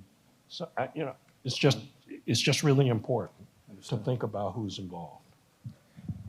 I want to track from a team. I saw a wrap-up message, but I also want to believe that there's some question and answer time, because I know that there's probably some questions in this room that we would present to these two amazing panelists. So I think we wanted to create and open up just a little bit of time for some Q&A. So this is that opportunity. There's the mic, and we also want to invite folks from the live stream, if there's some questions that you have that are coming through, to bring those into the space as well. So let's get to it for a few minutes, if you will. Any questions that are coming up that you want to position? And I'm going to ask you if you wouldn't mind. Thank you so much, sir. And please say your name. Let us know anything about you that might be important as you ask your question. My name is Pedro Scotto. I'm from Portland, Oregon, Urban League of Portland. More of a comment. So I'm the youth manager and the AI. I think it's awesome. We're embarking on a program with AI right now. And your comment about concerns about ethics and what it could be used to be done, we see that. I have family that live in the UK, and the cameras that they have with the recognition for people's information that gets placed in. So as you're in the system and you're seen as a fan who's a problematic person, then if you go places, it recognizes you. So it could be used that way. And then in our community, that's something that people generally have a concern about because we've been disenfranchised and treated poorly. But it's an exciting tool that can be used. And in the work that I'm doing, I'm going through a program right now, 5 weeks. Today is the final process of getting a certification and using that for students after school, right? So in Portland, we have a couple of contracts with Portland Public Schools where they said they're not culturally competent to help our kids. My thing is, I think we need to have more of us in the spaces where our kids need to learn and having them see people who look like themselves, because that promotes learning. That's my belief. And then the mainstream needs to hire more people that are Black and brown. I grew up in Brooklyn, New York, and when I was in school, when I saw people who looked like me and cared about what I thought, I performed better in school. And so I'm glad to be in this space, sharing this time with folks. And it's exciting that we're having the discussion. But I also want to know, like, what are we going to do with the information in the larger society? You know, like, how will we provide this information to the people who need it so they can help the youth? Thank you. I think there's always the question, and I think that's a question that we're already really deeply considering, so I don't want to, jump the gun by saying that we have the answer to that question, but I think the intention right now is to make sure that all the information is distilled broadly and is shared in ways that are going to allow for folks to be able to react, not just in this room. So this is a starting point for that. So thank you for your comment, and thank you for asking that question and holding us accountable to making sure that that continues to be sort of lived through.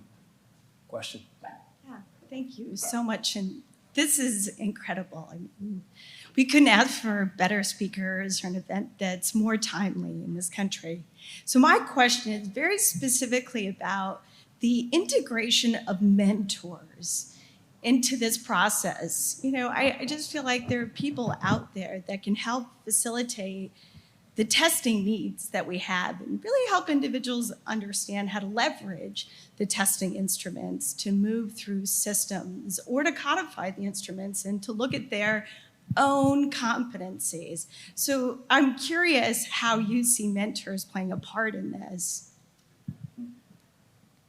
Well, first of all, I want to acknowledge that the National Partnership for Student Success was just kicked off about 2 months ago by the White House. And that's a partnership specifically to increase by 250,000 the number of people in communities who are trained into what are called high-quality people-powered supports. Mentors are first of that. Mentors, tutors, success coaches, wraparound services coordinators, post-secondary success pathway coordinators. These are the people who have been named with research behind them that says if young people have these people in their lives, they are more likely to succeed academically, they're more likely to succeed vocationally, they're more likely to get to the end of whatever the journey is that they want to get to. So that's an important piece to say. I say that because mentors are critically important, but it's equally important for us to understand that each of those specified roles that I said, while slightly different, they all have the fundamental bottom line that they're relationship driven. If you don't have relationships with young people, nothing else is going to happen. So specifically in terms of mentoring young people around test anxiety, mentoring young people around best college pathways, mentoring young people around where they want to go, how they want to connect their school curricula to their after-school curricula, helping them find other interest-driven opportunities. Mentors can do all of that. Youth workers can do all that in the context of youth programs. One of the things that's important for us to do is to name roles, name the kinds of people who are in young people's lives, not by happenstance, but because they are there. They want to be there, they're paid to be there, or they're volunteering to be there, and they're there regularly. Name them. I'll say to the earlier person's comment, we have to name the other people in schools as well. We certainly need to diversify the teacher pipeline, but half the people in schools are not teachers. And those people are people of color. And they're disrespected because they're not in the academic classroom, but they have relationships, they have experiences, and they can be a part of the learning equation as well. And if I might add, thank you for your question. Your question reminds me of three things. One is the classic definition of assessment, which was to sit beside. The imagery you get is a teacher or a student sitting together, learning and ensuring that learning is taking place. The second thing is the algebra project or the young people's project, Maisha Moses' initiative with math literacy workers. And the third thing is Marian Wright Edelman and the Children's Defense Fund's Freedom Schools. In each case, it represents examples that we can use about the importance of engaging mentors and people on a regular basis, but not just in assessment, but also in learning. I think it was, I was giving the wrap up. Was it one question left? There was one more question, so please, who had that last question? Thank you.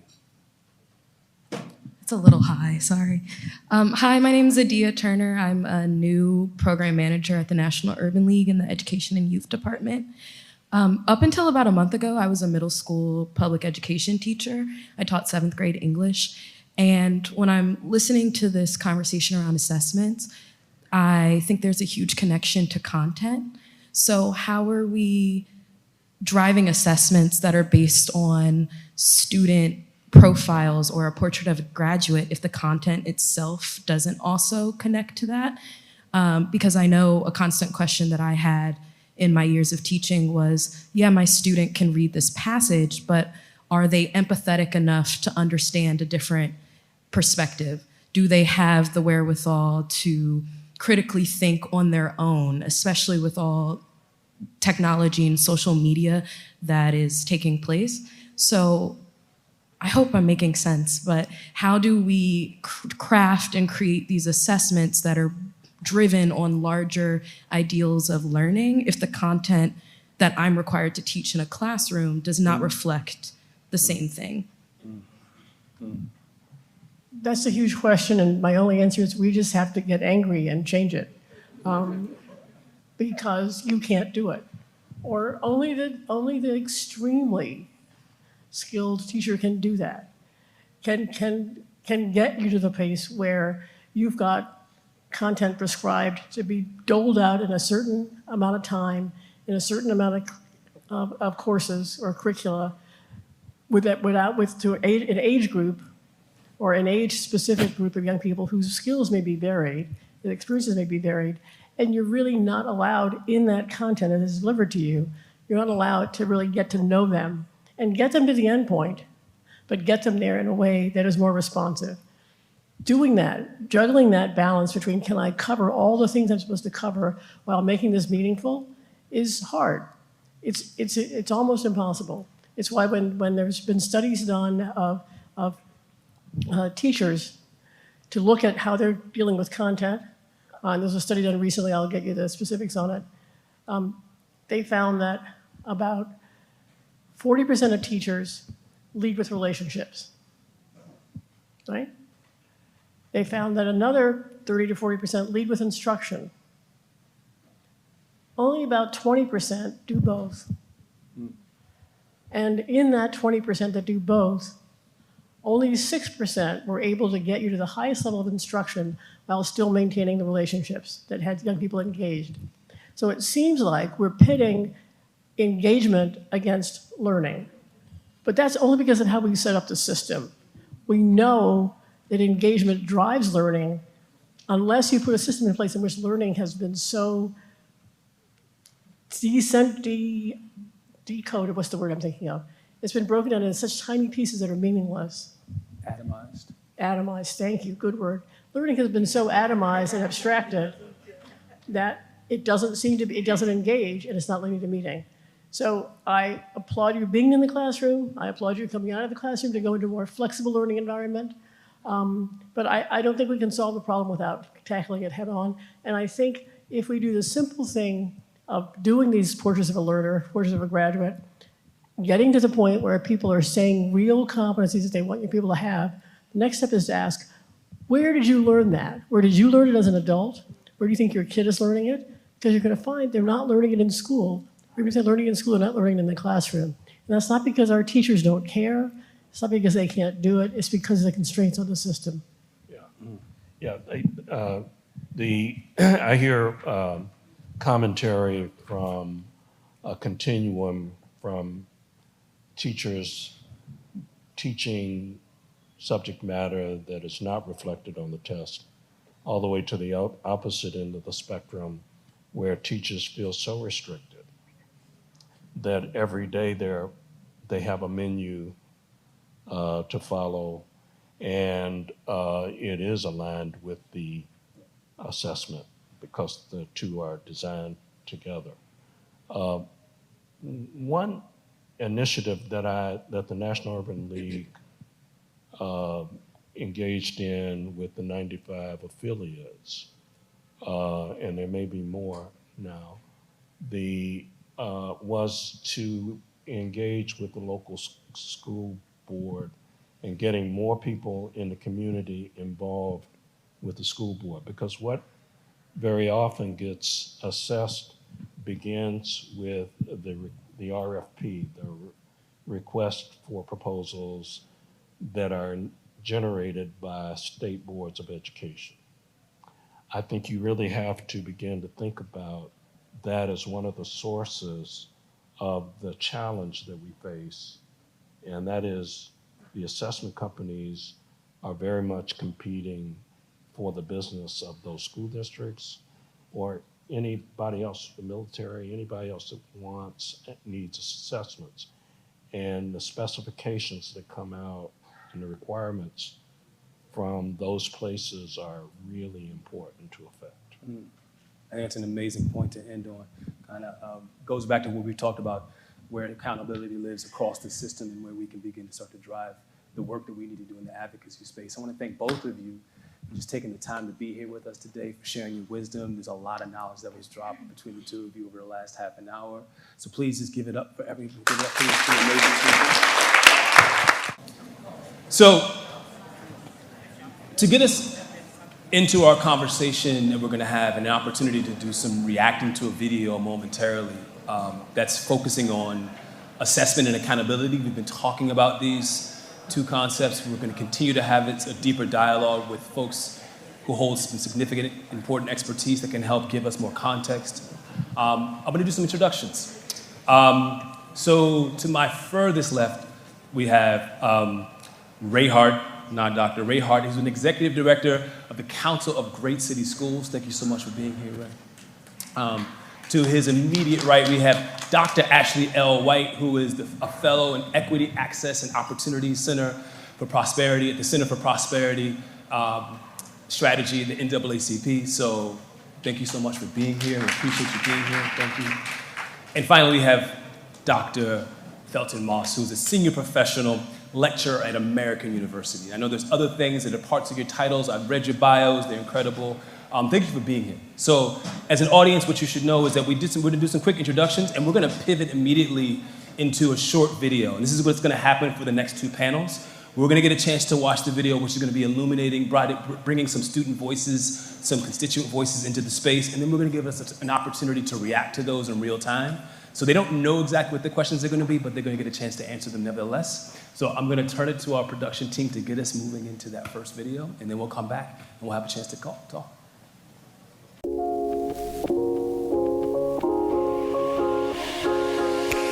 The food quality, cause that's a big one, because a lot of kids need energy to get through the day and stuff. There's a lot of things you could factor in. The race of the teachers, sometimes that plays a big part of how the kids interact with them and stuff. Just the whole entire faculty and staff, specifically on that, how committed they are to making sure the students do well on their tests. Everyone, no matter how smart they are, everyone should be good. By the way they treat their students and their faculty,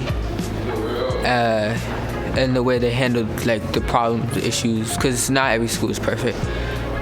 Every school has its problems and issues.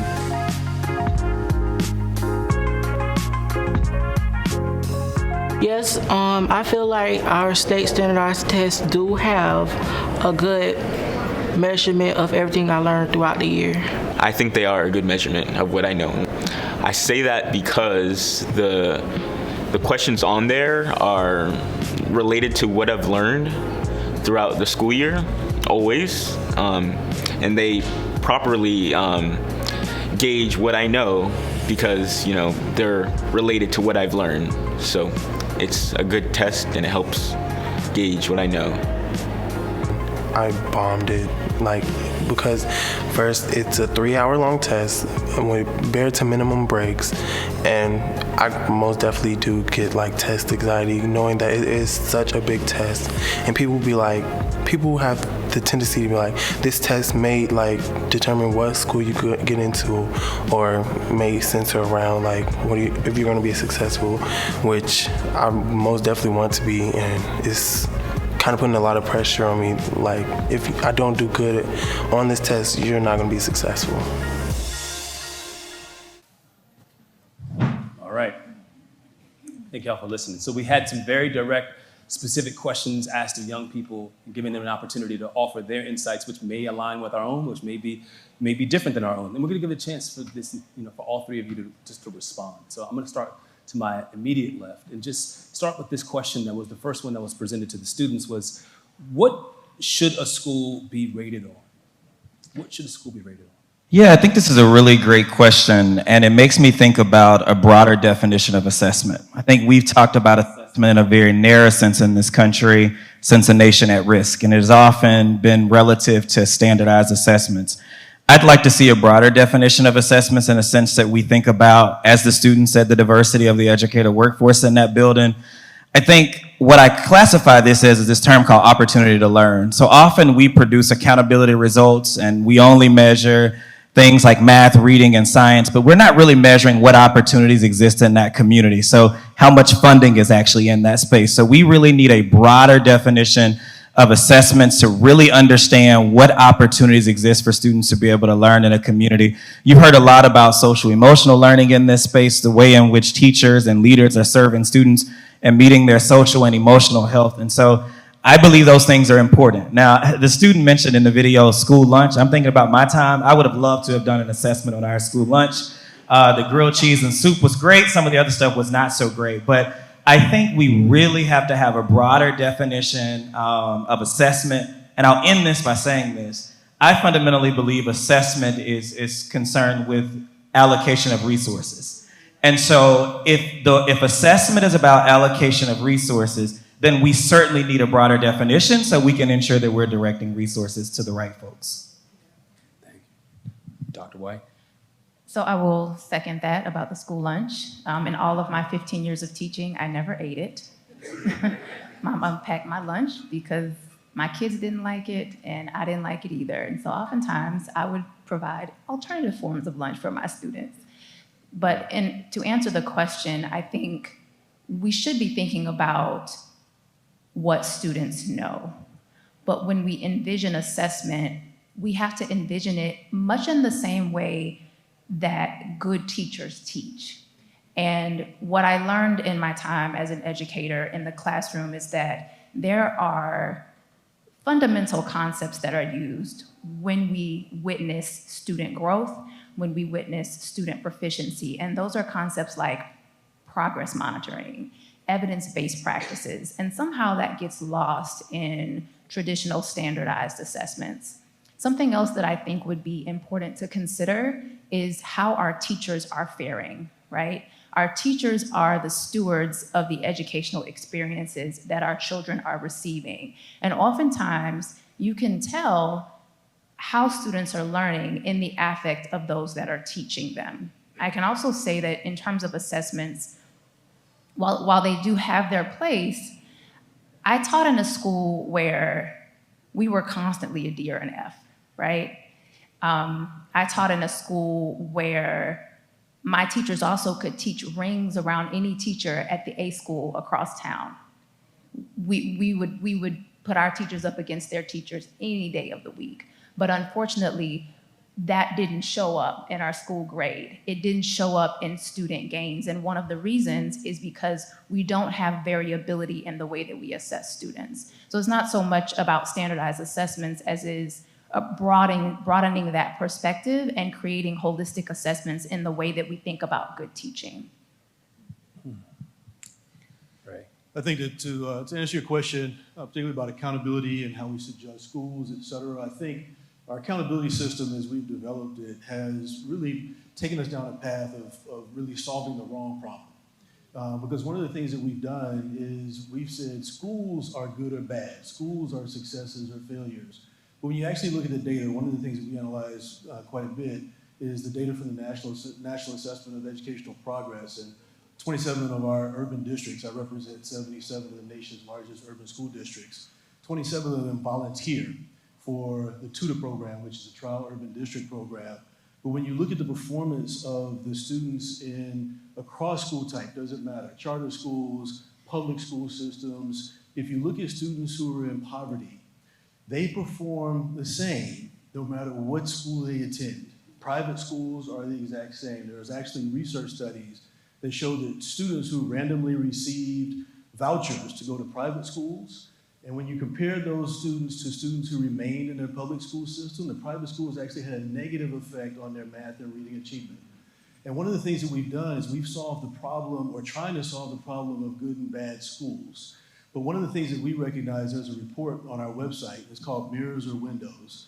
And in that report, we actually analyzed what we call educational torque, which is what was just mentioned a moment ago about putting our teachers up against others. And we looked at large city school districts versus everyone else. And what we saw in that report was that our districts significantly outperformed the rest of the nation when you control for the types of students who were in the building. The other thing that we noticed is that when we actually look at, and this is in research that we've done, but when you actually look at the performance of students in poverty, so if you look at African-American students in poverty in large urban school districts compared to African-American students in poverty in suburban schools, private schools, we significantly outperform them in their achievement. Now, to be sure, we have a lot of work to be done in our school districts to make sure our schools have an equitable education. But I think the real issue is, what does it take in this nation? What type of investment, which was shared earlier, does it take to change achievement for students who are from our traditionally marginalized communities? We've known for years that IDEA is underfunded for students with special education, but we haven't funded it. And the funding that we've just gotten with the American Rescue Plan funds, that's the funding that education should have been receiving all along. You know, we've acted like it's a great windfall of money, but we should have been making those investments in education all along. It shouldn't be a short-term, one-time deal. And we're already proving in our districts, and I apologize for being long-winded in my answer, but we're already proving in our districts, in Dallas, in other places, in Dallas ISD, for example, African-American students are now already outperforming where they were pre-pandemic. In Birmingham public schools, this year, students scored 9 percentage points in third grade math, 5 percentage points better in math than they did a year ago at this time. So what it shows is that investments in our students and investments in our kids makes a difference in their educational outcomes. I'll talk more about our communities overall in a moment, but those investments make a difference, and those are some of the things that we really need to look at, is how are we investing in kids, and what does it take to really move the needle on student achievement for our traditionally marginalized communities. I mean, just as a quick reaction, and I'm sure a number of you all saw the headline last week around, student assessment scores and the sort of really what it seemed to be pretty daunting, like losses, if you will. And it seems like you're presenting something that is actually counter to that story. I'm not sure if I've read that anywhere else. Like, I guess my question is, why is that? Why are we not seeing more of that story? Why is that not being lifted up? Is it maybe I'm just missing it? But I'm imagining you saw the headlines last week, and I'm imagining you were like, well, there's a more complex story, a nuanced story here. And so I just wanted to present that back to you, knowing that there's a larger meta-narrative happening out there, but you have some different data that's showing you something different. Is there something that we're missing here in terms of how we're talking about it that is not allowing the information that which you're experiencing to kind of become more of a national story, if you will? I think it's one of the things that we talk about. We share the stories of our districts and our district performance with the Department of Ed, with others. So just trying to get that narrative out there. I think one of the things that was in one of the previous slides was really talking about the counter narrative and that narrative of what's prevalent in the community. But when you really dig deep and you really look underneath things, what you see is that our teachers, and I speak for our large urban school districts, but our teachers and our administrators are changing lives every day. There was a discussion a little earlier about really looking at kindergarten. And I'm not a proponent of kindergarten, but I think kindergarten is one of the most important aspects of our assessment, and where we really need to understand how to invest in kids and where we need to invest in kids to really turn the narrative around. But if we looked at kindergarten and we looked at the growth of kids between kindergarten, 8th, 9th, 10th, 11th, 12th grade, I'll use Chicago as an example. One of the greatest, there's a study by Sean Reardon that showed that one of the greatest impacts on student growth in the nation is the Chicago public schools. Between 4th and 8th grade, their kids grow more than almost all other students in the nation. But it's a narrative that you don't hear. It's the narrative that's not prevalent in the community. And so that is the narrative that we try to share. That's the data that we try to analyze. Thank you. So there's a communications opportunity here. I'm going to come back to you, Dr. White, and just start with the second question. As we saw with the students, there were 2 questions they responded to. So we talked about the first one about what they should be rated on, and I'm sure there's more to discuss around that. But then there's a question around standardized tests in general, and there were a variety of responses we heard young people present. So the question I'm going to present back to you is, do you think standardized tests are or can be a good measurement of what young people know and can do? Before I answer that, something I forgot to do for those in the disability community who may be watching, I am wearing a cream shirt and black pants. So I wanted to make sure I do that. I forget sometimes. But to answer your question, I think standardized tests in the term standard could be useful, right?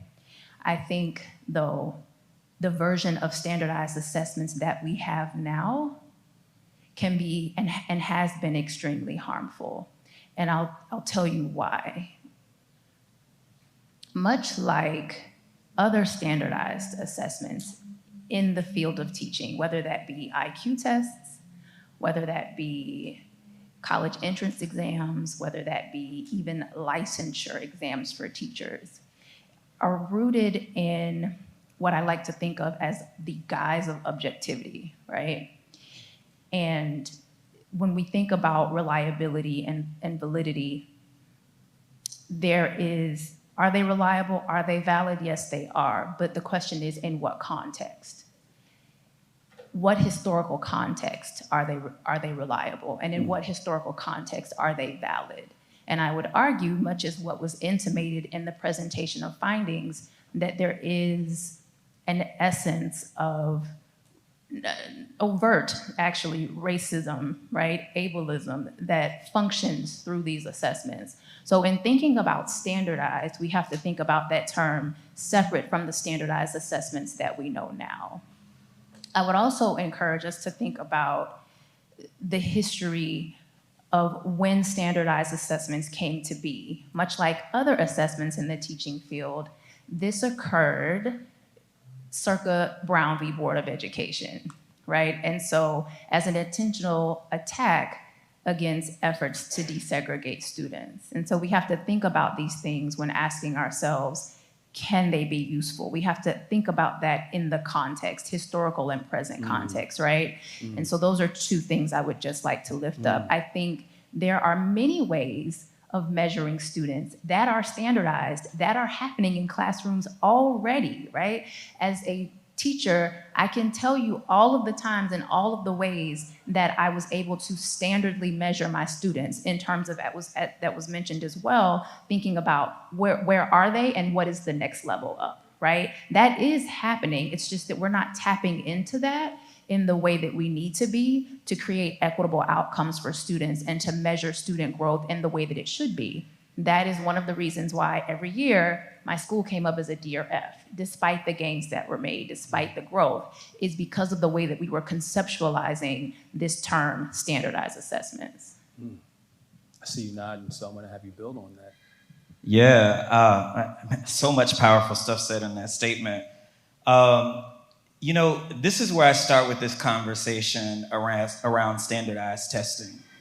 I was a school principal, I was a school teacher, I worked at the Department of Education, and one of the issues what I have with this conversation around standardized testing is if the standard centers whiteness, it's where I begin to struggle in the beginning. And so if the standard centers whiteness and then there's no deliberate attempt to decenter whiteness in assessments, then I struggle with that. I think the second place that I struggle in this conversation with standardized testing, and then I'll tell you what I really believe and how I reconcile that difference, is when we take standardized testing and it becomes high stakes testing, right? When we begin to make all of our decisions about schools and who they will become. Fact of the matter is, when you give a kid a test at the end of the academic year, and then you give a school a letter grade at the end of the academic year, that sends signals about that community. It sends signals about the teachers in that building. It sends signals about the young folk that are in that building. And so I have problems with that. And so it's when standardized testing centers whiteness, it's when it becomes high-stake testing that I struggle. Where I reconcile the need for a set of assessments is this notion that if we did not have assessments, we would not know who's learning. And the flip side of that is we wouldn't know who's not learning, we wouldn't know who is learning. And so I sit in this position where we have a lot of work to do in this country to really reconcile assessments, because we certainly need to know who isn't learning in this country. We know who is learning, right? Fact of the matter is we know who it is. But I think standardized tests have their place in our society. I just struggle with the standard. And this goes to my thoughts around validity of assessments. Yes, in a sense, these assessments are valid. But they're valid because, again, we're centering whiteness. So in what ways are the items on this assessment able to measure the lived experiences of students and families of color across our country? And so I think we have a lot of work to do in terms of understanding the place that standardized assessments have in this country. And if we're going to continue to advance policy, we've got to stop for a moment and ask ourselves, what are we centering? And I mean that. And Congresswoman Ayanna Pressley says this, and I love it. She says, those that are impacted by the pain the most need to be close to the power. And so why I'm using that quote is that in our decision-making about whether or not we want to use these assessments, we need to bring folks to the conversation that have been pained in this work. That's young folks, that's Black folk, that's students who are not able in our situation. So I struggle with this, but I think we need these guardrails so that we can get resources to the right place. But this country is not using assessments to direct resources right now. We're using assessments to give labels like probation, which sounds like the school to prison pipeline to me. So I want to come back to a couple of the concepts that you've raised, but I also want to make sure I want to hear from all of you on this question. So if you want me to repeat the question, I'll be happy to do so.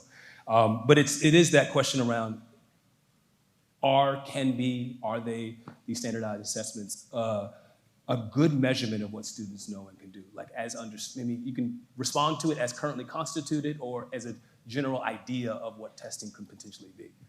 So my background and my doctoral degree is in psychometrics and test development and all that wonderful stuff. So I would love nothing more than to put you all to sleep and tell you everything about reliability and validity and standardized assessments and what they are and what it all means.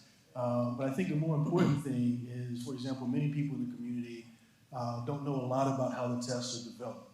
They don't know a lot about, they have perceptions about how they're developed, but don't know in reality. And we talked about reliability and validity from the standpoint of whiteness.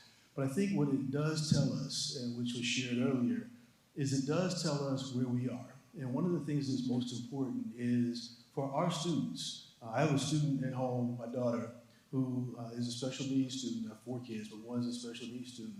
And my wife and I wanted to make sure that she had the same sets of opportunities as her peers as she grew up. She's 22 years old. And as she went through school, she got to high school, they told us she should only take vocational classes. She's not going to ever get an academic diploma. And we made sure that 1, she could perform well on her standardized assessments. 2, that we made sure that they gave her, she actually graduated not with 1 diploma, but with 2, a vocational diploma and an academic diploma, and went on to college. But for all parents who have kids in school, they want to make sure and they want to know that their child can compete with every other child who's graduating across the country. As a parent, that's what I wanted for my daughter. And that's what we want to make sure all of our students know, as you mentioned earlier. It's about what students know and are able to demonstrate that they can do. So from that perspective, I think standardized assessments are important, but I don't think standardized assessments are the issue. I think the major issue, and going back to what I said earlier, even poor students who go to high-achieving schools, those high-achieving schools don't graduate those poor students at a higher rate than any other schools. The low-performing schools that we call low-performing are graduating kids who are poor, who are English language learners, who are students with disabilities at much higher rates than the highest-performing schools in the country. But what it reflects is that we aren't making the investments that we need in those schools for them to be successful. And it's not just the schools, so I mentioned I would come back to this. It's our communities as well. Jackson Public Schools is one of our communities. And in Jackson Public Schools for the last week, they've missed an entire week of school because they don't have good water quality. One of the residents in Jackson said last week We've been on a boil water alert for 3 months. And she said, quote, you can't boil the lead out of the water. But what we know is the lead in the water makes a difference in terms of our student learning and our student achievement. So when we disinvest or divest from making investments, not just in education, but in our broader community, all of that plays a role in what our students are able to demonstrate that they know and are able to do. So that is the issue we need to fix. And I'll make one additional point and then I'll shut up. And that is last week, 2 weeks ago, in August, there was a report that came out in Wisconsin. In Wisconsin, if you're not familiar with the state legislature in Wisconsin, but the state legislature in Wisconsin over the last decade has siphoned $3.9 billion out of education. Wisconsin, based on the revenue that just came in since January plus previous years, now has a $7 billion unexpected surplus, none of which are they reinvesting in schools. So a total of $10 billion in one state that's not being invested in schools and kids that would make us, it makes the difference between what we can and what we can't do with kids. It was we've shown with ARP and other things. So again, I don't know that, yes, do assessments, standardized assessments, that's my background. Yes, they do measure what we want to know, but it's not the assessments, it's not how we use them. It's whether or not we're making the investments to ensure that all of our kids can compete. Thank you. So I wanted to come back, this idea of centering whiteness has come up a couple times, both in the data that's been presented and I think even in this panel thus far. And what I wanted to do is unpack that a little bit with you. I think it's important that we unpack certain terminology, language, and whatever else have you, whether it's accountability. It's been raised to me already today. What do we mean by that? Can you break it down for me a little bit more? In part because we do know that there are folks who have a counter perception, which is that math is not racist ever. Like, that's just math. You can do math, you can't do math. So the question I'm presenting back to you is how, for someone who is struggling to recognize how it is the case that something can center whiteness, especially if we're trying to create shared narratives of a nation, what do you say to that? How do you say that that is a problem and that it exists? Yeah, no, I really appreciate this question, and I'll answer it from a content perspective on the start of it. I taught 10th grade English and 12th grade English in Greenwood, Mississippi. I have a house in Jackson, so I appreciate you saying that before I moved to DC. But I was a Teach for America teacher in Greenwood, Mississippi. Money, Mississippi was 1.5 miles down the road. I was teaching English 2, which was a state-tested course.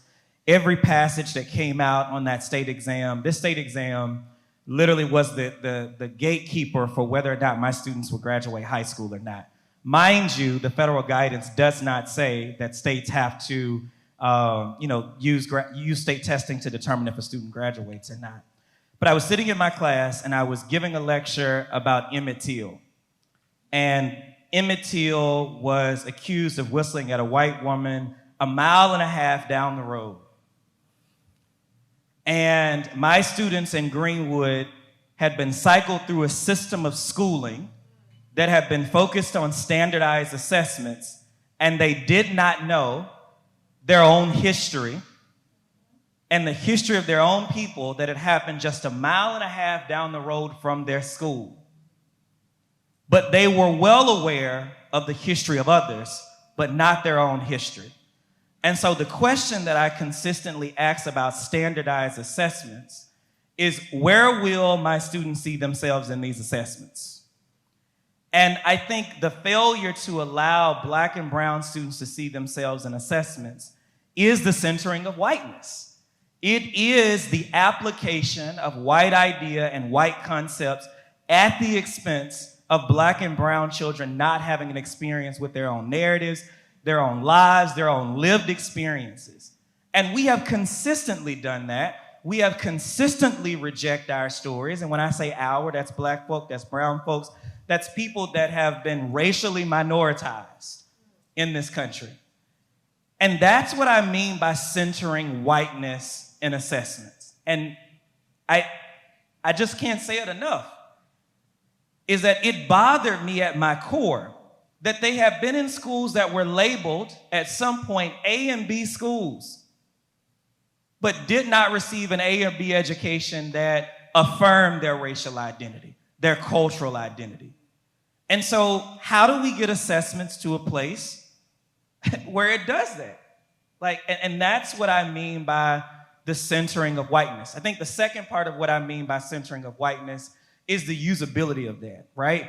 As we continue to become a more globalized society, centralization and marginalization happens in this country, where we want to prepare people to do a specific thing so that America can compete and be a world power and be a light on a hill. And so long as we do that, that is centering whiteness, and it does not give way or give space for people to be who they want to become. And so that's what I mean by centering whiteness. Looking at both of you, I want to be able to contribute to this conversation. Anything this is thank you.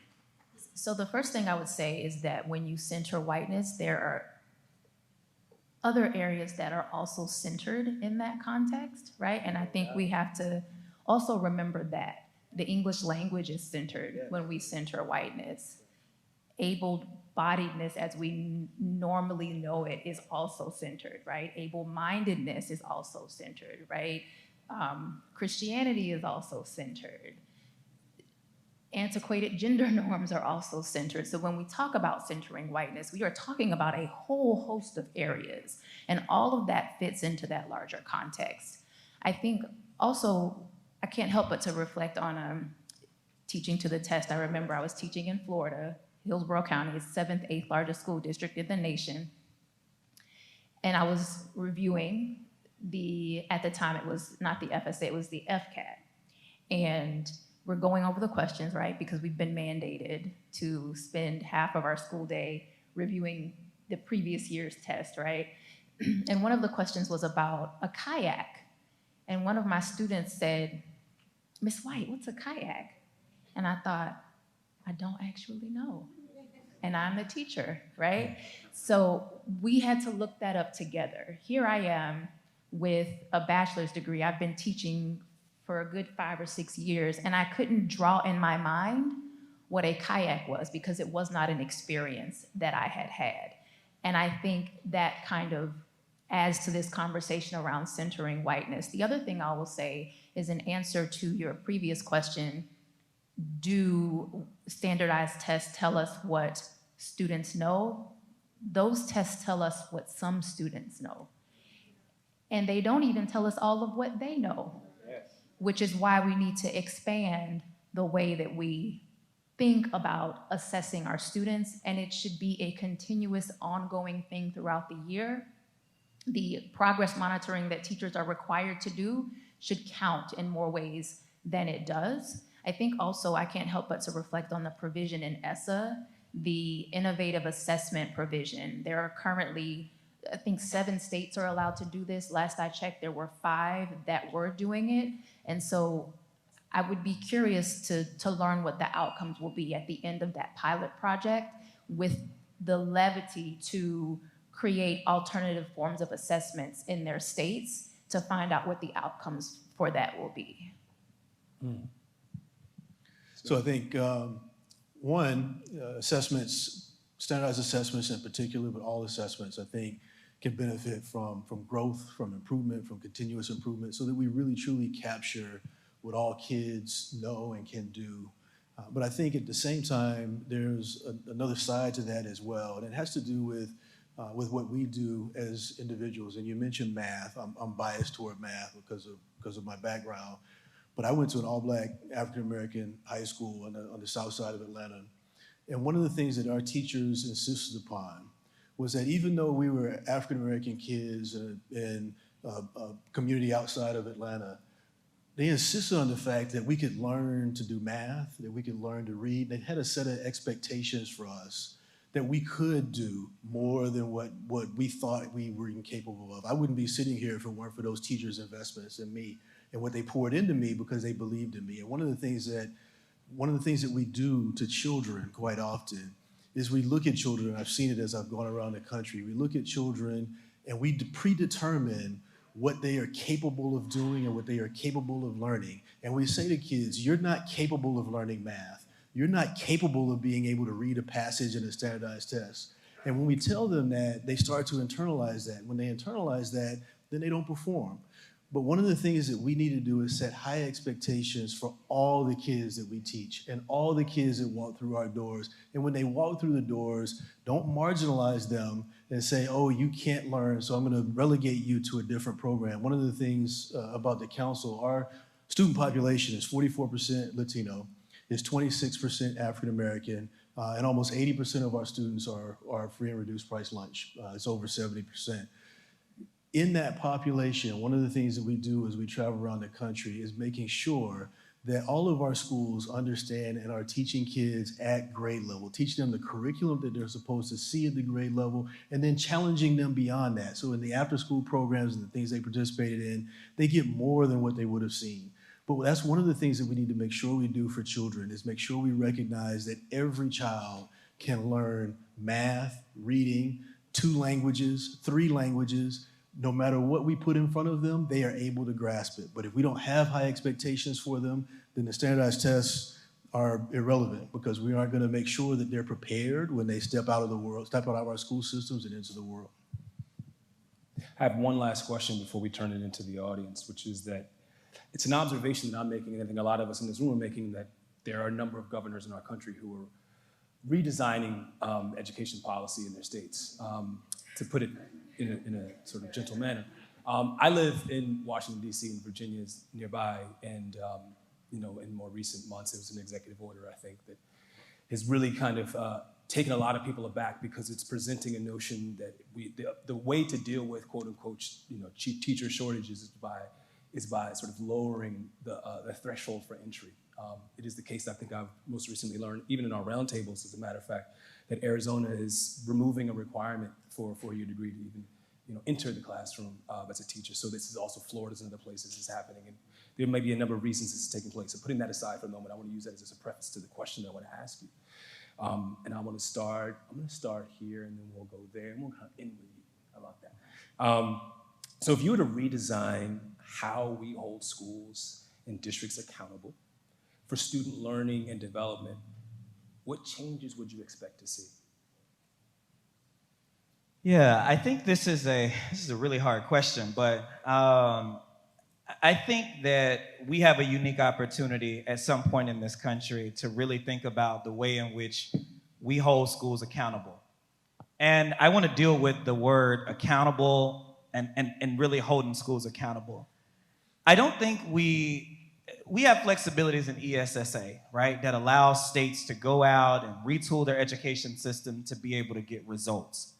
And this really goes back to my first point around opportunities to learn.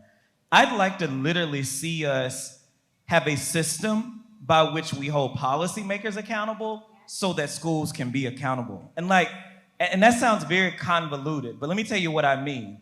Like, we are literally asking I was a school principal in a school turnaround school, and we are literally asking teachers and principals to do really, really hard things with systems that do not allow them to do that. We are literally turning out school leaders who are not prepared to deal with assessment systems. So what does that mean? Folks like me who sit at the university, we've got to literally retrain school principals to be prepared to go out and lead these schools in authentic ways. We've got to have policymakers who are sitting in the mayor's office, who are sitting on boards, who understand that we can no longer use property taxes to fund our system, and we'll always have a disequal system when we're using property taxes to do that. So I know your question was around accountability system for schools, but I think we really need to turn our attention to a holistic approach to accountability so that school leaders and teachers and principals and district office folks can really do the hard work. I think when you look at countries, since we love to compare ourselves to other countries, when you look at countries who do this well and who serve their school districts well, they make significant investments, as you spoke of earlier. But there's a sense of accountability for schools doing well. And I asked this question in my class last night.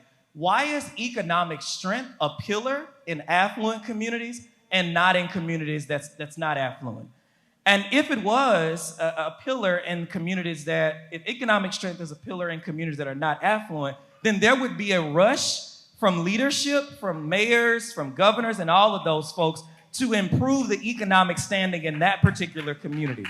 And so when you talk about accountability, I actually think we need to turn our sights and attention to our elected leaders who create the conditions for us to have really good schools that we can then hold accountable for ensuring that students learn. I hate to flip your question in that way, but I think that's where we need to turn our sights and attention. That actually came up a lot in our roundtable discussion, so it's great to hear it echoed back here in this space as well. Let me bring it down to you, Ray.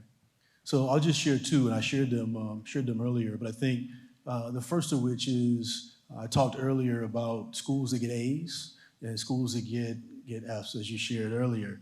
The schools that get A's are schools that have very few students with disabilities or very few English language learners, but they should be judged on how they educate their students with disabilities and their English language learners and not hide from the fact that they can't educate those kids.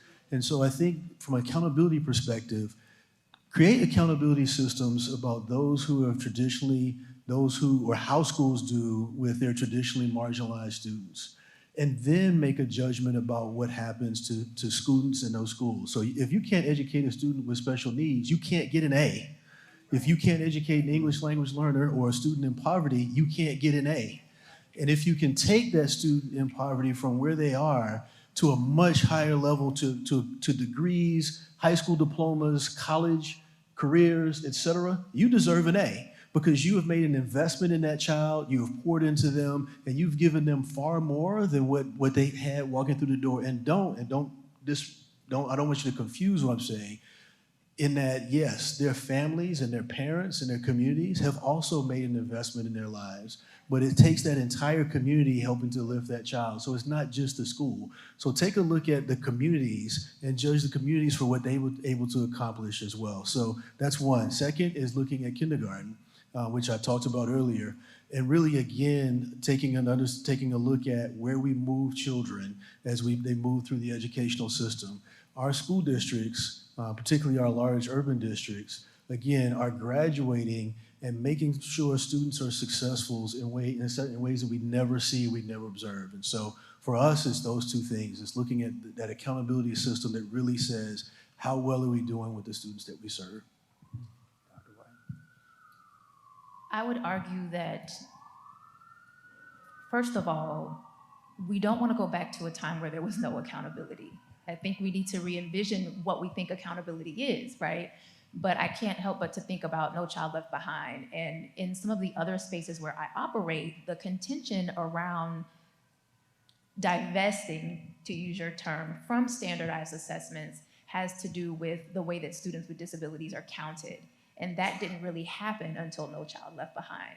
And so much in the same way that we situate accountability in that regard, I would argue that we should situate it in the larger context of school climate and the way that we are considering what else is happening in the school. Assessment is just one facet of what happens in our school buildings. So when we situate it in that broader context of what we want students to be, what we want them to know as individuals, as citizens, as people, and use that to help guide the way that we assess and the way that we think about education in general, I think we could really stand to make some gains. Thank you all. We got some Q&A time. All right, so I see, already, go ahead, man, get to the mic, All right, good afternoon. My name is Glenn Gilzine. I'm the CEO of the Central Florida Urban League in the happiest place on earth, Orlando, Florida.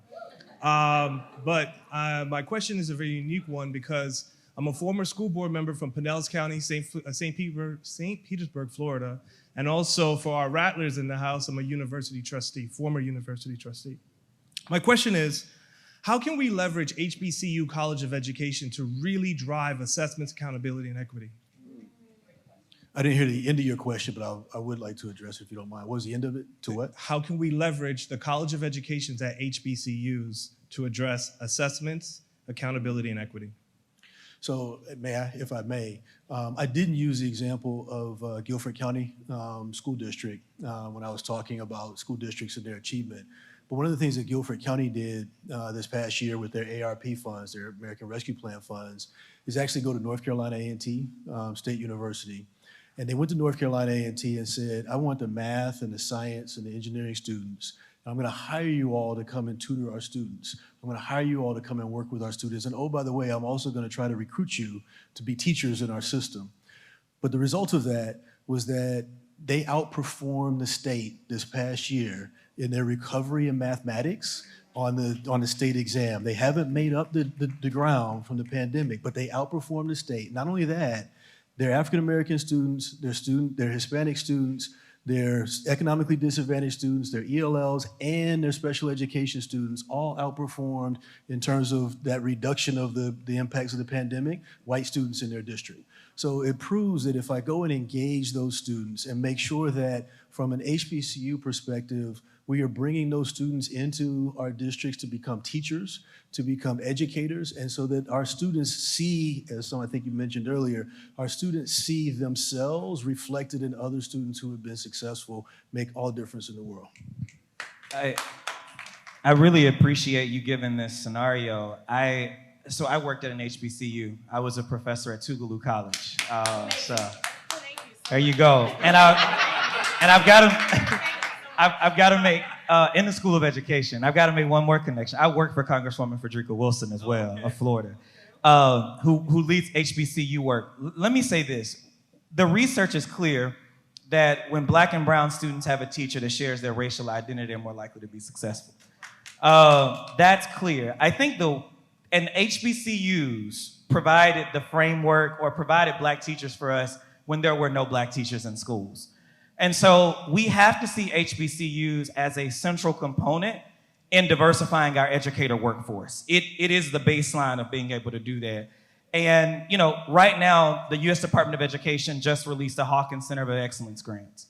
And oftentimes, our HBCUs don't know about these things or don't have access to the people to be able to apply for that type of funding.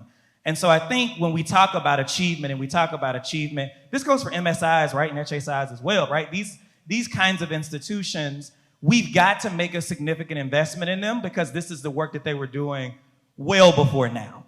They've just been under-resourced and underserved in a way and haven't been able to do this work. So I think the way that we support HBCUs in improving Black and brown student achievement and HSIs and MSIs is to invest in those colleges of education. We have the Hawkins Center of Excellence. When President Obama was in office, they authorized the language, but they never funded it. This is the first time we've actually got funding to be able to support schools of education. So I think that is the one way that we can literally support that. And we've got to knock on doors and beat on doors and tell folks that this kind of funding is important so that it can happen. But I can go on and on, so I'll stop here.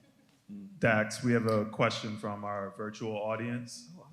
What needs to be done to ensure educators are prepared and have the resources, time, space, support to pivot away from the over-reliance on standardized tests and participate in creating and implementing a variety of high-quality assessments?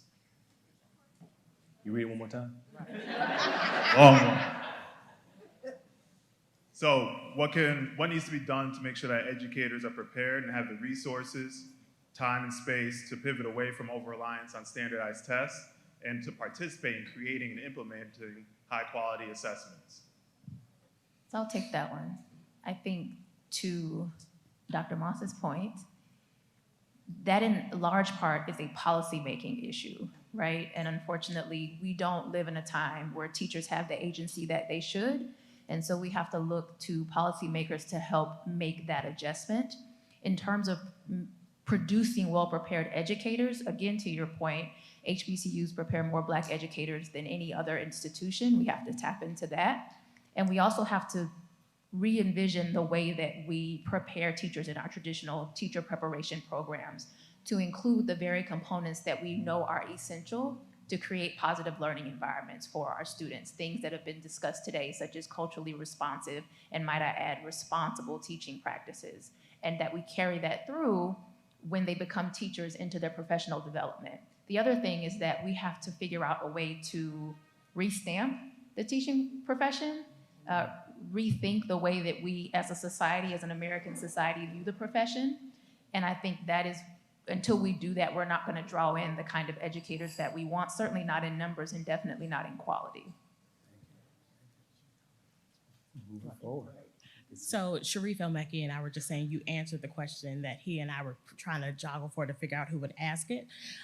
So I'm going to say a lot, but I am going to ask a question. I'm a fourth generation Tuvaluan. Thank you for your time and service at my institution. My mother and I studied English 25 years apart and had the same professor. My grandmother was a 30-year teacher in the state of Ohio. So this is very near and dear to me in various ways. So where'd he go? The guy that was here that asked the question about HBCUs. Again, a lot, but there's a question.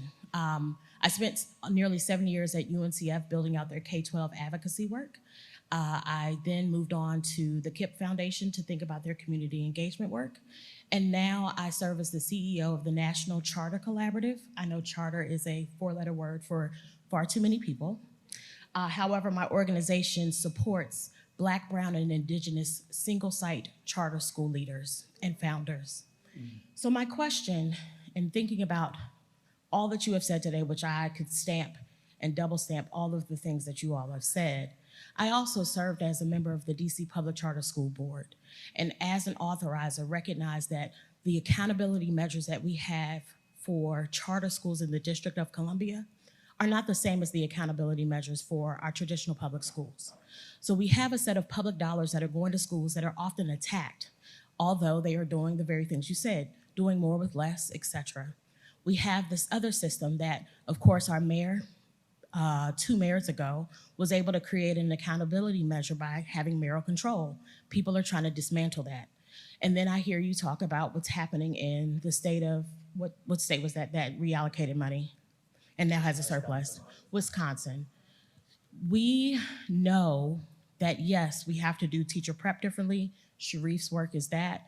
How do we make sure that people of color know that they have to hold their elected officials accountable in a way that will ensure that if we set up the accountability measures, we have teacher pipelines, that we have all the things that we had prior to, not Roe, clearly I'm thinking about being a woman right now as well, Brown versus Board, right? That if we are not thinking about how to hold those people accountable, they're gonna continue to make decisions that throw us off.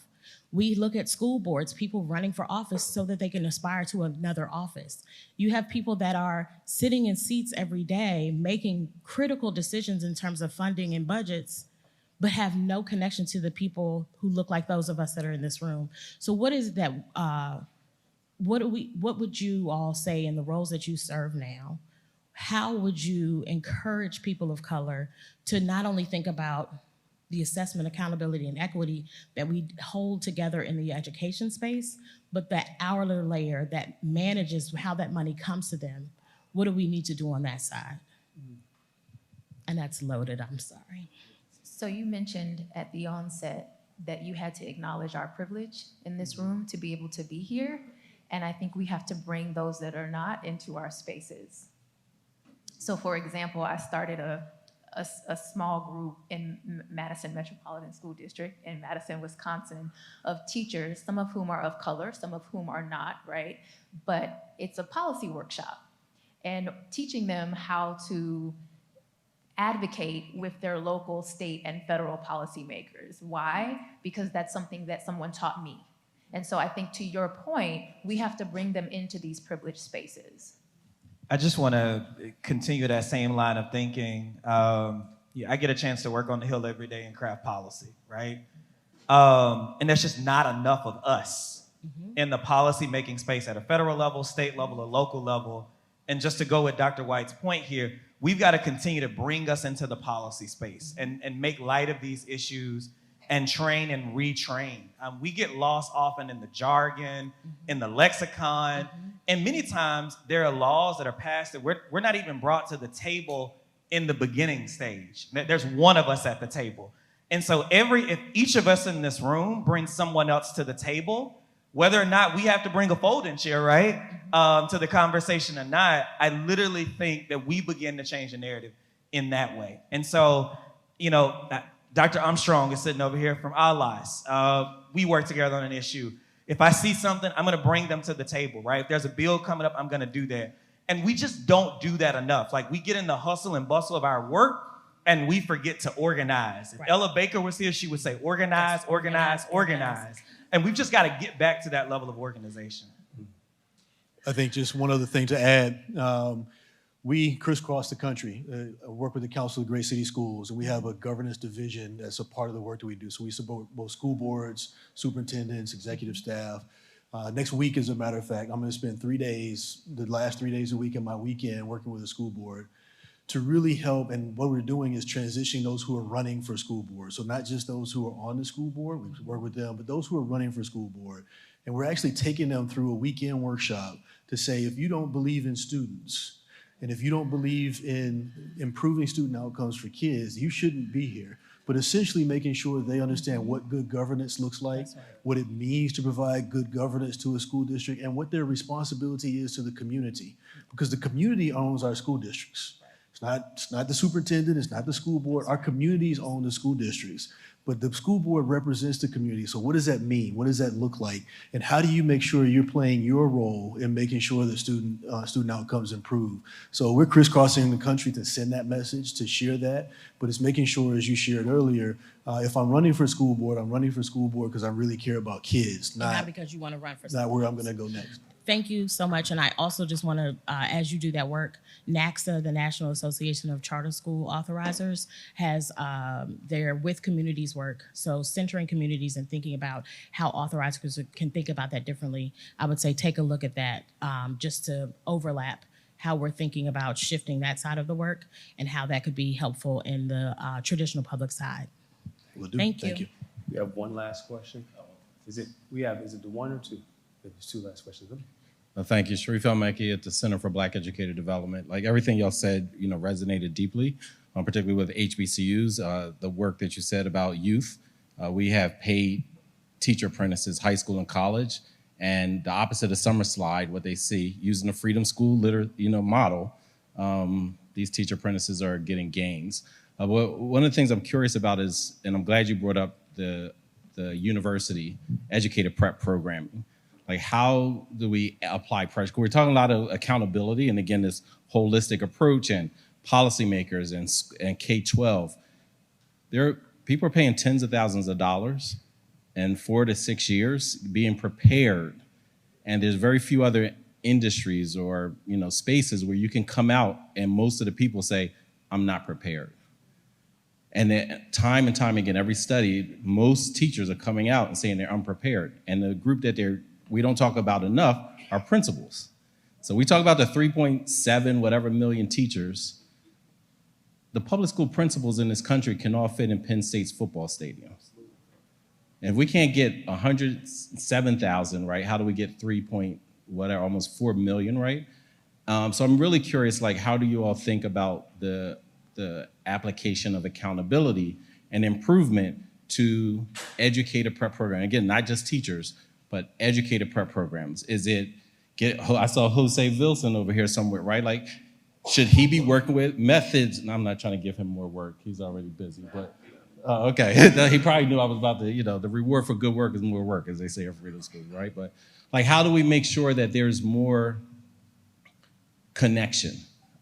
Just like 80% of public school teachers are white, probably very similar to educator prep professors. Some of them who've never taught in the schools that we teach in, but they're telling people, this is how you teach. So how, that's a misalignment that will forever undermine all the other work. Yeah, Sharif, I really appreciate you bringing this to light. I'll tell you one thing that's happening to really understand the size of this issue is a couple of us just requested the Governmental Accountability Office to tell us what is the diversity of the School of Education across the country. So GAO will be coming out with a report that can tell you what the diversity of that looks like. I think the second part of this is we have something called CAPE standards, right? And it talks about program impact. And we don't see enough School of Educations closed for not doing good work. And I know it's a lot for me to say that. I sit in a School of Education, and at AU, American University, we've made a real commitment to anti-racism at AU in our work. And it's not just something that we say in word, we actually do it in practice. I'm able to sit here as a professor and talk about centering whiteness because I know I ain't gonna get fired tomorrow. Because of the cover that I have, because of the commitment that we've made. So I wanna acknowledge the privilege I have in being able to do that in this space. But I think when we talk about teacher preparation and leader preparation, we've got to woefully shift our accepted wisdom about what that actually looks like. When I was at the Department of Education in Mississippi, you know this, we built a teacher residency program to really run in competition to our School of Ed. We said, if you're not going to train Black and brown teachers to go in schools, we'll stand up our own, right? And then we said, oh, we don't want to just stand it up independently. We'll do it in conjunction with you, and then we'll tell you you can't get these dollars unless 70% of your candidates are candidates of color. Then we'll pay for them to be able to go. So I think that we've got to build those types of public-private partnerships, if you will, like we did with the Kellogg Foundation, to be able to retrain teachers and train new teachers to be able to do the work. In terms of leader preparation, we have some programs like New Leaders across the country that are doing a really good job in doing this. We've really got to push the envelope on state policy leaders to really rethink who gets the authority to train principals. Because right now, we've said only schools of education get to do that.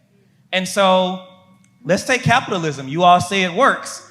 And so let's create a market and allow opportunity for other people to retrain principals to be able to go in schools and do this really good work. And so I think we've just got to, use CAPE standards and close schools of education when they're not getting the job done. They have standards that literally say you have to be able to measure the impact of candidates when they graduate. 2, I think we've got to do a better job of creating models that could run in opposition to schools of education until they get it right. I mean, AU, we just brought in a teacher residency program, and we have an undergraduate teacher education program. So I think we have tremendous work to do there, and we have to hold systems accountable at the policy level to be able to do that, because law dictates who has authority over a license. And right now, that's purely schools of education. We've started to do this with teacher education. We've not done it with leader education yet. So I think that's a place to start, and I'll defer here to my colleagues. I'm actually in the interest of time. No. We have one final question. I appreciate it. Thank you. Michael Watterson, Schott Foundation for Public Education.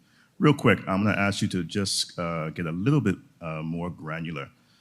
For parent and community organizations that are working with school leaders to rethink and reimagine early warning indicators and thinking about their connection to assessment and accountability, what would you advise, devoid of jargon and lexicon, what would you advise those parent and community leaders to do, to think about, to talk about when they're engaging with school leaders around rethinking early warning systems?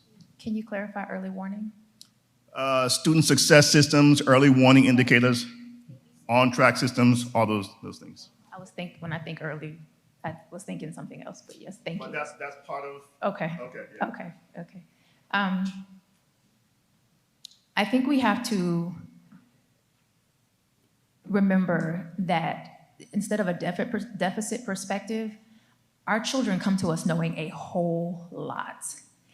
And we need to center that when we bring parents and communities to the table, right? We are not, to your earlier point, we are not the gatekeepers of all knowledge. And so if we are going to bring parents and communities and local religious leaders, right, our churches, all of those things into our school spaces, we have to center the knowledge that they have and really be invested in listening to that knowledge and making the changes accordingly. I think to further answer your question, we have to open up space for them to do that, right, in our school day. And we need to also create spaces that are unconventional, what that might look like. For example, when I worked at Potter Elementary, we often had unconventional school conference days for parents that were working or parents that worked at night, right? So not only do we have to bring them to the table, we have to diversify the ways in which they show up, the times in which they show up, so that we can really begin to collect that anecdotal data that we need to make the kind of changes that we need to do. I think I just got the wrap up sign. All right, and you want to climb over people? But you really want to ask the question. And I'm not, because you and I got history, I'm not going to stop you from asking the question, so please.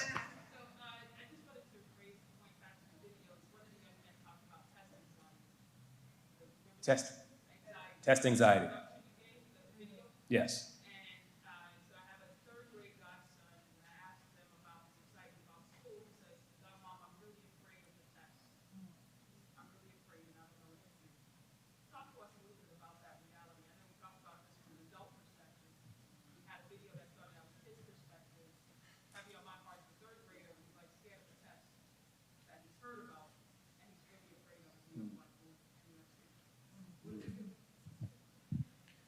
one of the things that we talk about, and we share this as we go around the country, I talked about our governance work, is we talk about the fact that student outcomes don't change until adult behaviors change. And that's one of the things we share across the country. It's not about the students, it's about the adults who are in that student's life, and it's not just your godson. But what message has your godson been receiving over and over and over and over and over and over for him to get to the 3rd grade and say, I'm afraid of answering questions on a test? And so it's the adults that have been programmed, not your family, I'm not saying that, I'm talking about teachers, I'm talking about principals, I'm talking about everyone. What we need to really think about is what we do to children when we say, again, I use the word I can't do math, or I can't read. We program in them over and over and over again that you can't do. And then I get to a test, and the only thing that's in my mind is that I can't do.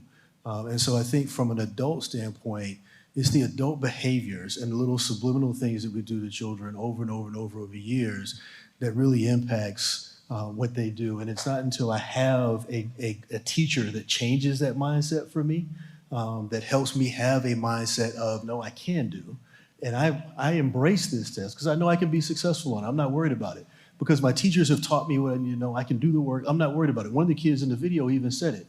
One of the kids in the video said, no, I don't have a problem with standardized tests because it reflected what I learned in class. I was ready for it. I was prepared for it. I didn't have a problem with it. But again, it's making sure that we send that message to kids, and it's the adults that have sent that message who are in that child's life. And so student outcomes won't change until adult behaviors change to then impact the kids that they're working with. I just want to ask something here for 30 seconds. So there was an organization in Mississippi called Mississippi First. We were trying to decide what to do with our state's accountability system. They created a study where they studied how much testing was actually happening in school districts. One of the things they found in school districts where testing was used as a celebration of learning, that the dynamics was completely different. Students felt completely differently. So I think, one, we've got to reframe testing to be like this celebration of learning. Like we're literally celebrating what you learned all year. But I think one thing that we have not paid enough attention to in this space is like the over-testing when it comes to progress monitoring and like formative assessments in schools. When I was an English teacher, we had a test every 3rd and 6th and 9 weeks from the district office that modeled the state test. And so that created a lot of anxiety. And so what this report found is across the state is that districts were over progress monitoring. They were over testing students at the 3rd, 6th, and 9-week mark. And this is literally contributing to anxiety with students. So as we endeavor to solve this assessment problem, we've also got to think about, to Sharif's question, how do we retrain district leaders to understand how their practices are contributing to students having lots of anxiety, to teachers actually being burned out. So I think the crux of this issue is we got to understand how much testing is actually happening in schools every day so that they can get ready for this summit of a test at the end of the year. So I just wanted to add that to the conversation. Thank you. So we're going to be moving into the civil rights portion in an explicit way, portion of our conversation today. And to do so, we're going to actually kick it off by hearing some remarks from a couple of very esteemed individuals. I want you to give a warm welcome to Eric Rodriguez, who's the Senior Vice President of Policy and Advocacy at UnidosUS. I know I've heard many people appreciate what has gone into making this day happen, as well as the information that we're all getting, which is really just the start. There's a lot more to come, and as we mentioned, this kind of input is really, really good for us. At UnidosUS, I've been there almost 30 years, so I've been through some of the great battles on the education front, the other 4-letter words, some of which have been mentioned, NCLB, dare I say it, ESSA, and other rounds of federal education reauthorization, which is so important. We simply cannot achieve the goal of systemic nationwide equity without a strong federal role. And there's a real opportunity for us every time a major battle comes up around reauthorization. And there will be some one day. And I think part of this exercise is to prepare ourselves for that, given what we've seen and heard today and what we know from our own experience. First, as was mentioned earlier today, the NAEP scores of a week ago and what we've seen with respect to education loss in Black and brown communities, enormously disconcerting, right? We've got a big problem out there, and I know we're very worried about that and how we catch up and how we deal with that, being front and center. What's the most effective way to do catch up in the time that we have, or we risk losing a whole generation. So I know that's of great concern to us. You know, I know there's no question that, you know, a lot of what you heard today, it rings true, right? This is a very complex and difficult set of issues. I find myself hearing a point being made and I'm like, yeah, you know what, I agree with that. And then a counterpoint being made and I'm like, yeah, you know, that's kind of true too. You know, so it all depends on what your perspective is and what level you're sitting at and what's been your experience. But the basic thing here is that there's a lot of perspective under this tent, right? There's so much richness in our experience. And what we know is that demographically the country is changing. By 2044, 14 states will be majority minority, right? And it's already happening in our schools, right? The time for change is now. And the time for us to be engaged and be working together toward that change is now, right? So this is our opportunity to start from the start so that the next battle that comes up, we're not co-opted or working towards someone else's agenda in the system, but our own. Right? This is our voice, this is our experience, and that's what we're trying to capture here with the hope that it will really lead to greater engagement going forward. You've heard a lot of it, right, today.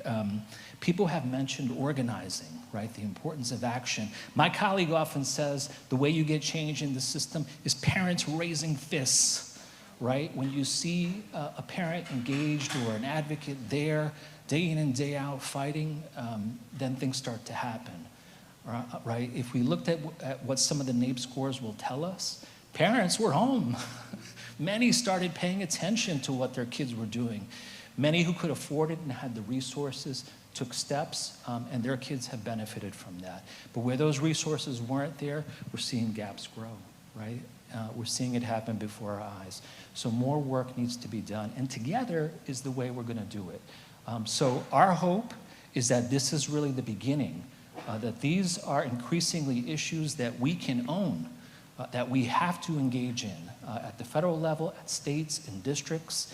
And everyone has a little bit of something that's correct and right. We want to see change in classrooms, right? We want to see behavior change. And there's a way to do that, but we also need to hold the system accountable, right? And there's a role for both of those things to happen. At some point, as we enter the federal debate and politics take over, we're going to have to make some decisions, right? This system, everyone seems to agree, is not working, right? One of the fundamental ways it's not working, as was mentioned earlier today, is that it's not controlling the allocation of resources. That's a huge problem, right? So something has to change. We all recognize that. I think the question for us is, where do we go from here? And what can we agree on? How can we work together? And in that process, it is going to be a process. We need to hear from everyone, right? We need to bring everyone along. And that's the way that we're going to win on this and other issues nationally. So, so my thanks again, my thanks to all of you. It's a great pleasure for us to host this conversation, to continue to work together with many of our colleagues toward change. I think I'm going to hand it off to you. Yes, good, thank you. But thank you, everyone, appreciate it.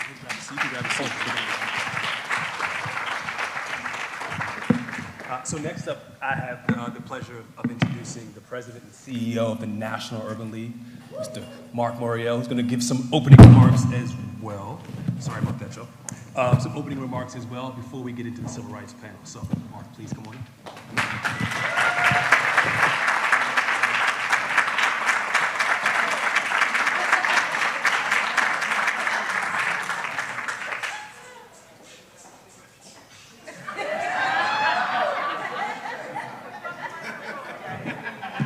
Come on now. Good afternoon. I'm so honored to be here. Thank you, Eric. Give Eric a big round of applause. Thank you all very much. Let me do a few things. I want to thank the team at the National Urban League's Department of Programs Division of Education. and Washington Bureau and the staff at UnidosUS for assembling, planning, orchestrating, organizing, and preparing this great conversation today. Let's give them a big warm round of applause. Dr. Hal Smith, thank you all very much. Let me also acknowledge all of the Urban League leaders from all across the country. You guys stand up. I'm so glad to see you all here to be a part of this conversation. Thank you for your leadership, your hard work, etc. I just want to take a few minutes to maybe offer a broad perspective on what we're doing today. We're playing offense. Say offense. The last several times that the Elementary and Secondary Education Act was reauthorized, we were responding to policy prescriptions and ideas written, defined, and orchestrated by others.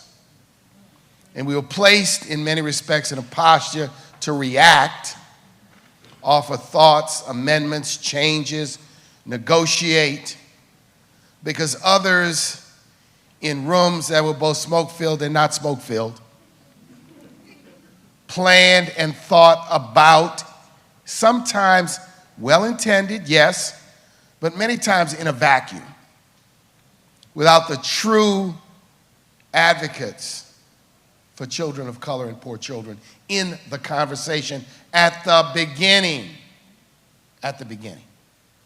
And so by playing, this whole vision is to play offense, to have a dispassionate critique of what is right and what is wrong, what has worked and what has not worked over the last 20 to 25, but over the last 50 years, so that we can be best prepared with our own ideas, our own thinking, our own policy prescriptions about what the future holds. And that we have to have that mindset going into this. We can represent and speak for the children, the parents, the hopes, and the aspirations of our communities. And for too long, we've been the caboose on the public policy train. And we're going to be what? The engine on the public policy train. That's what this is about. That is what this is all about. And so in bringing all of us together, it has been to get a look at what experts have analyzed, but the most exciting next steps are going to be about creating guardrails, if you will, and principles to govern the discussion going forward. Now, I've long been like many, and I come to this not only as someone who proudly leads the National Urban League, but I'm a parent. I have a high school junior now. I have a son who's a junior in college. I have legions of nieces and nephews matriculating through all types of different schools in different places all across the country. And always think that in these discussions, we always have to center what is best for children. We have to continue to go back to that, but we have to think about what is best for children, not just in the instant moment, but what is best to help them accomplish, achieve, and fulfill the talent that they've been given and the aspirations that they have and that we have for them. And we've got to center that. Secondly, it's always been puzzling to me why assessment systems that have been used have not broadly assessed inputs into the system. One input is money. Money matters. Don't let any of these pencil pushers tell you money doesn't matter. Money matters. Money governs class size. computers, teacher compensation, quality of extracurriculars, whether schools are air conditioned or not. Money matters. Money matters. And we cannot allow ourselves to be bamboozled into throwing a shade over the historic long-term funding disparities in America's school systems. Differences from county to county within a given state, differences within a school district from school to school, difference within a city between school on this side of town and school on that side of town. So we have to broadly, when we talk about conditions, Brown v. Board and in related cases was about school bus, transportation. Why did black children have to walk a long way and white children had a bus to go a shorter distance? One of the factual antecedents of segregation was to look at inputs. Teacher pay, black teachers made less than white teachers. It took lawsuits and litigation to change that. My mother was a plaintiff in one of those lawsuits a long time ago when she was a second grade teacher in the 50s and the 1960s. So in thinking about what goes forward, we need to think broadly about what a 21st century assessment system is. We have to have broad information because disparities can't be squishy. We have to be able to put our hands on true evidence and reasons. And the narrow focus, look, I'm always torn about these tests. I just told Michael Nettles back there, I still have, oh, no, I don't want to hear you right now, Biggie. I still have nightmares from taking the bar exam in the last century. That's how long ago it was. I mean, standardized tests, I'm torn about a standardized test, but understand the need to have assessment tools, but also to not have over-reliance on single factors, in an assessment system. So we're going to get into this discussion a whole lot more, but I hope the inspiration and the direction that comes from this is we're going to play offense. We're going to be on offense in thinking, in designing, in constructing what we think is the best framework for a new Elementary and Secondary Education Act. Final thing, and I want to put this on everyone's mind because I'm concerned about it.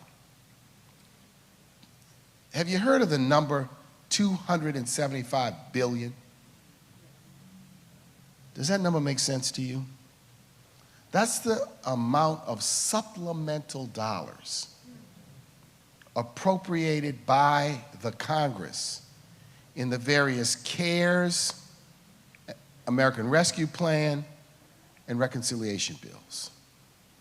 And I am concerned about what that money is being used for. And to some extent, because of the way authorizations are designed, a lot of this money went directly to states and governors. We got to throw some light and some accountability on that because there was more money appropriated for Title I than in the history of the United States in a single bill. Where is that money? Is it being used to address inequity? So my time is up, and I dropped the mic. Thank you.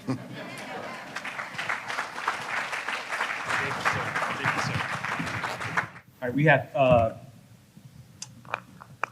couple of other folks who are going to be joining us today on this final panel that's going to be comprised of civil rights leaders. So I want to invite them to the stage right now. So first we have, there's two mics near me, Thomas Science. He's already making his way up here. He's the president and general counsel for the Mexican American Legal Defense and Education Fund. Welcome, sir. And finally, finally, one of the first people here today, one of the first people I saw today, he's been patiently waiting, and I'm really excited to have him here as well, is Dr. Ivory Tolson, who's the Director of Education, Innovation, and Research at the NAACP.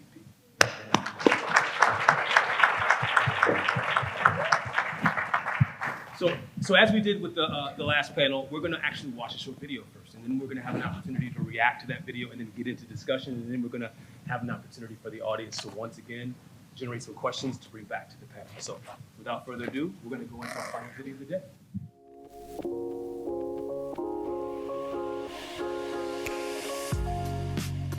Yes, a lot of them. I know a lot of my older friends, they was a part of programs that is like guaranteed to pay for college and stuff like that, but because they haven't passed the test, all their work is like going to void. I've seen a lot of older friends that are not as smart and stuff, but they have to continue to repeat tests in order for them to be able to graduate.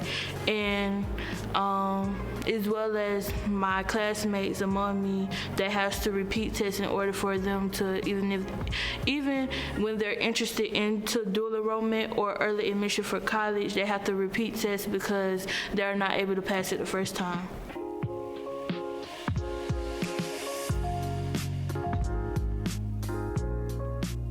A student should have to worry about, if I don't do good here, where will I end up?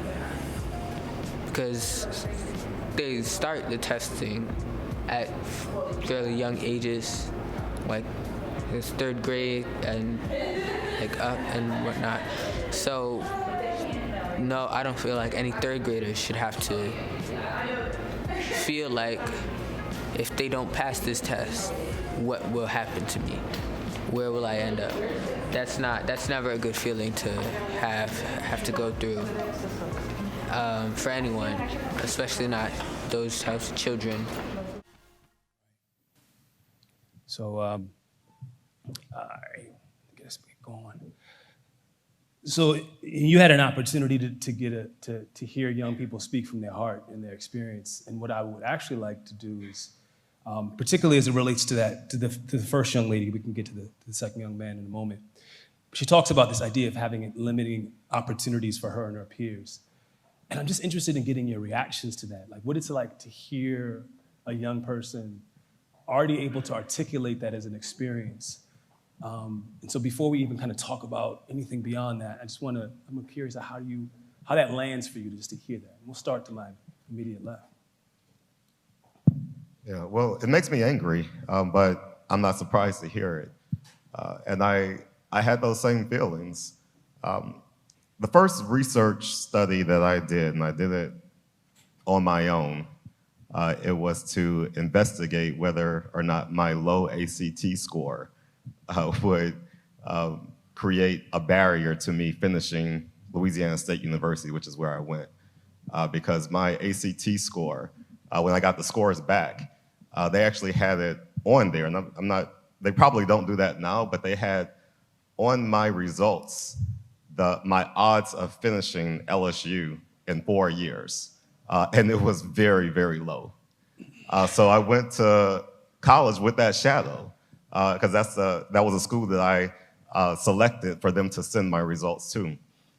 And just luckily, I got a job in junior division during my freshman year, and my job was to stuff records in everyone's file. This was before, digital filing. And so I had to stuff the first year of college performance, which had on there their ACT scores all day into files. And every one that I looked at, I was looking for the ones with a low ACT scores like mine who did well in college. And it was that experience that helped me to overcome that stereotype threat that was given to me.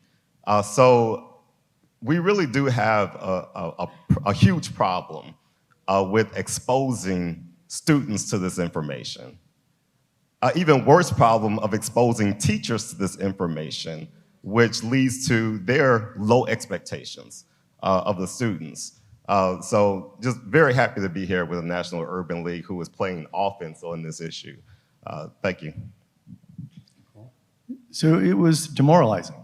Demoralizing because what I saw as a student who unfortunately sees school as a place of limiting opportunity instead of as a place of promoting opportunity, which is what it should be for all students. And any student who has that perspective, that's a very serious indication of a problem in our system. And whether it's tests, or unfortunately, I think you could ask students about teachers, whether a teacher has prevented them from accessing an opportunity, whether it's extracurricular activities or a program or scholarship. And I fear that we would get from Black and brown students around the country a similar answer. And that is to say it's an indication that there is racial bias throughout our education system. And it's important for us to discuss, as the Urban League has brought us together today, about that phenomenon when it comes to assessment tests. But I think, as was raised by the last panel, we really have to see it in a broader context, that there are mechanisms where bias impedes opportunity still for too many students, and mechanisms, plural, multiple mechanisms that allow bias to impede opportunity and to instead turn public schools into places of limitation of opportunity. And that's not what public schools should be. So that's why my reaction to that was a real gut punch, because that's not what schools should be, but it epitomizes the broader problem where we have certain students who experience schools as places of limitation rather than opportunity. Thank you. I wonder whether the comments, while directed at the test, are broader comments on the efficacy and what students are really learning, or what the student experience is all about. Because my opinion is we have to be really, really clear-eyed about this. Standardized tests were designed with the intent to remove the subjective bias of classroom individualized teacher grading. Now, it has not turned out that way, right? It has not turned out that way. But as a parent, I want to know how my child is doing, and I want some fair way to know how they are doing. And as a parent, I may not be sitting there thinking about disparities and standardized test bias. I'm thinking about, I just want to make sure my own child learns to read, write, count, think, analyze as to what they're supposed to do.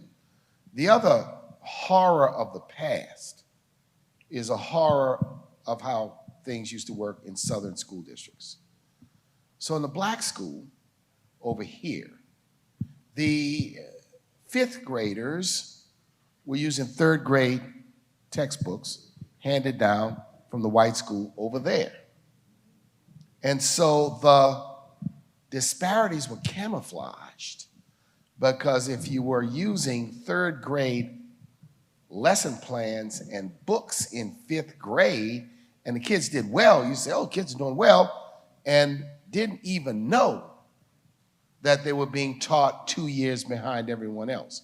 So I offer these perceptions. I think we have to imagine, how do you balance all of this? I mean, the students, you know, sometimes I wonder if these perspectives are, and this is always a debate, too much work, too much homework, too many demands, ineffective teaching, no tutorials, no support, no preparation, right? Just throwing the kids into a situation. And I think when we think about this, I don't want us to just get hyper-focused on a single thing and believe if we remove it, that all will be better and all will be well. We have to center these conversations. So I think the young people, you know, I become concerned not simply about whether young people have time for extracurriculars, but whether there's a system like you have in many school districts in America today, where inner city schools do not have any quality extracurriculars. No school newspaper, no school band, no no literary club, no poetry club, even scant athletics for boys and girls. So I want to offer that perspective that we evaluate, but we don't get fixated. Now, Tom will tell you, one of the things that in measuring disparities, right, we have to have ways to measure disparities that have some objective dynamic and some objective element to it. Otherwise, we have a difficult time demonstrating the inequity. But I think again, I said this up there, we have to think more, and this has always been camouflaged, about the broad set of inputs, so that an assessment is not only an assessment of a student, it's an assessment of a school. It's an assessment of a faculty. It's an assessment of leadership. It's an assessment of the school district, right? It's an assessment of the leadership. And too often, the children have been blamed and taken the heat and the brunt for the failures of grown folk. We got a grown folk problem, y'all. The problem of grown folk and what they're doing or not doing. Yeah, I mean, look, I hate to say it, but I'm not here due to my test scores and, doing extremely well, and succeeding in school. It was other factors, things that, other ways that I could perform and show that I could do the work, that I could succeed academically in school. The question I have here is what happens next, right? So if she doesn't perform well, or her peers don't perform well, then what happens, right? We want to see improvement too, right? So we want to see a measurement, and then what happens next? How does the teacher respond? How does the school respond? Are we able to move people from one place to the other? I've opened up test books and looked at exams where I had no idea what they were talking about. And there's nothing worse than doing that and looking around you and seeing all your peers answering questions. Like they know the content and you don't, for some reason, right? That is a horrible, horrible feeling. So I think there's no question we've got a whole range of problems, right? But the key question here is what happens next, and how are our schools responding in some of the ways that we've mentioned, which is the test is one measure. There's other things that need to happen for kids to perform and succeed in schools. What are those other things? What are those other supports that they're getting? I want to sort of do a little bit of a pivot, because this idea of playing offense it's intermixing in my mind with the fact that there are things happening in the courts and there are things happening within legislative processes that many will assert are actively designed to dismantle public education. So, Tom, you've already brought it into this idea, and that kind of made me think about it right away. It's like you use the sort of modifier public education, and it is the case that in many ways implicitly we're talking about the public education system, whether it's in out of school time or in school time. It's happening in buildings, it's happening in sort of the public space. So I'm curious about how, as either organizations individually or interrelatedly, how do you see the playing offense interacting with this other thing that's happening around the sort of targeting of public education dollars, which could make an effort like this to really address accountability and accountability and assessment almost not moot, but it makes it almost like the effort, it can undermine that effort if there's a whole other thing happening over here to disrupt public education in the first place. So just the question is, like, how are you all thinking about that, addressing that? Where is the conversation relative to your organizations? You could start with anybody who feels like you could go with the time. So I think the court system has obviously played a critical role when it comes to equity in education. Going back to Brown versus Board and many, many cases following that, desegregation cases, as well as state law-based state constitution-based challenges to equity in education. And the courts can still play a certain role I think Mark used the term guardrails. Courts provide good guardrails for some of the things that are happening today. Some of these things involving the curriculum and trying to restrict the curriculum, some of these things involving teachers and what it takes to be a teacher. The court system can be of help when it comes to those. But the bottom line problem is the court system cannot be your main system of accountability for equity in education. And the fact that for over 50 years, basically, we've relied on the court system as our main accountability mechanism is a major problem. I used to tell folks, if courts are your main mechanism of accountability, that is a system that needs to be overturned. Because as much as I believe in courts and that we have a role to play in these contemporary matters, you cannot rely on the court system, federal or state, to fix equity in education. We need a deeper solution. And the problem at bottom when we talk about accountability is that the theoretical accountability mechanism for equity in education is what? It's elected school boards.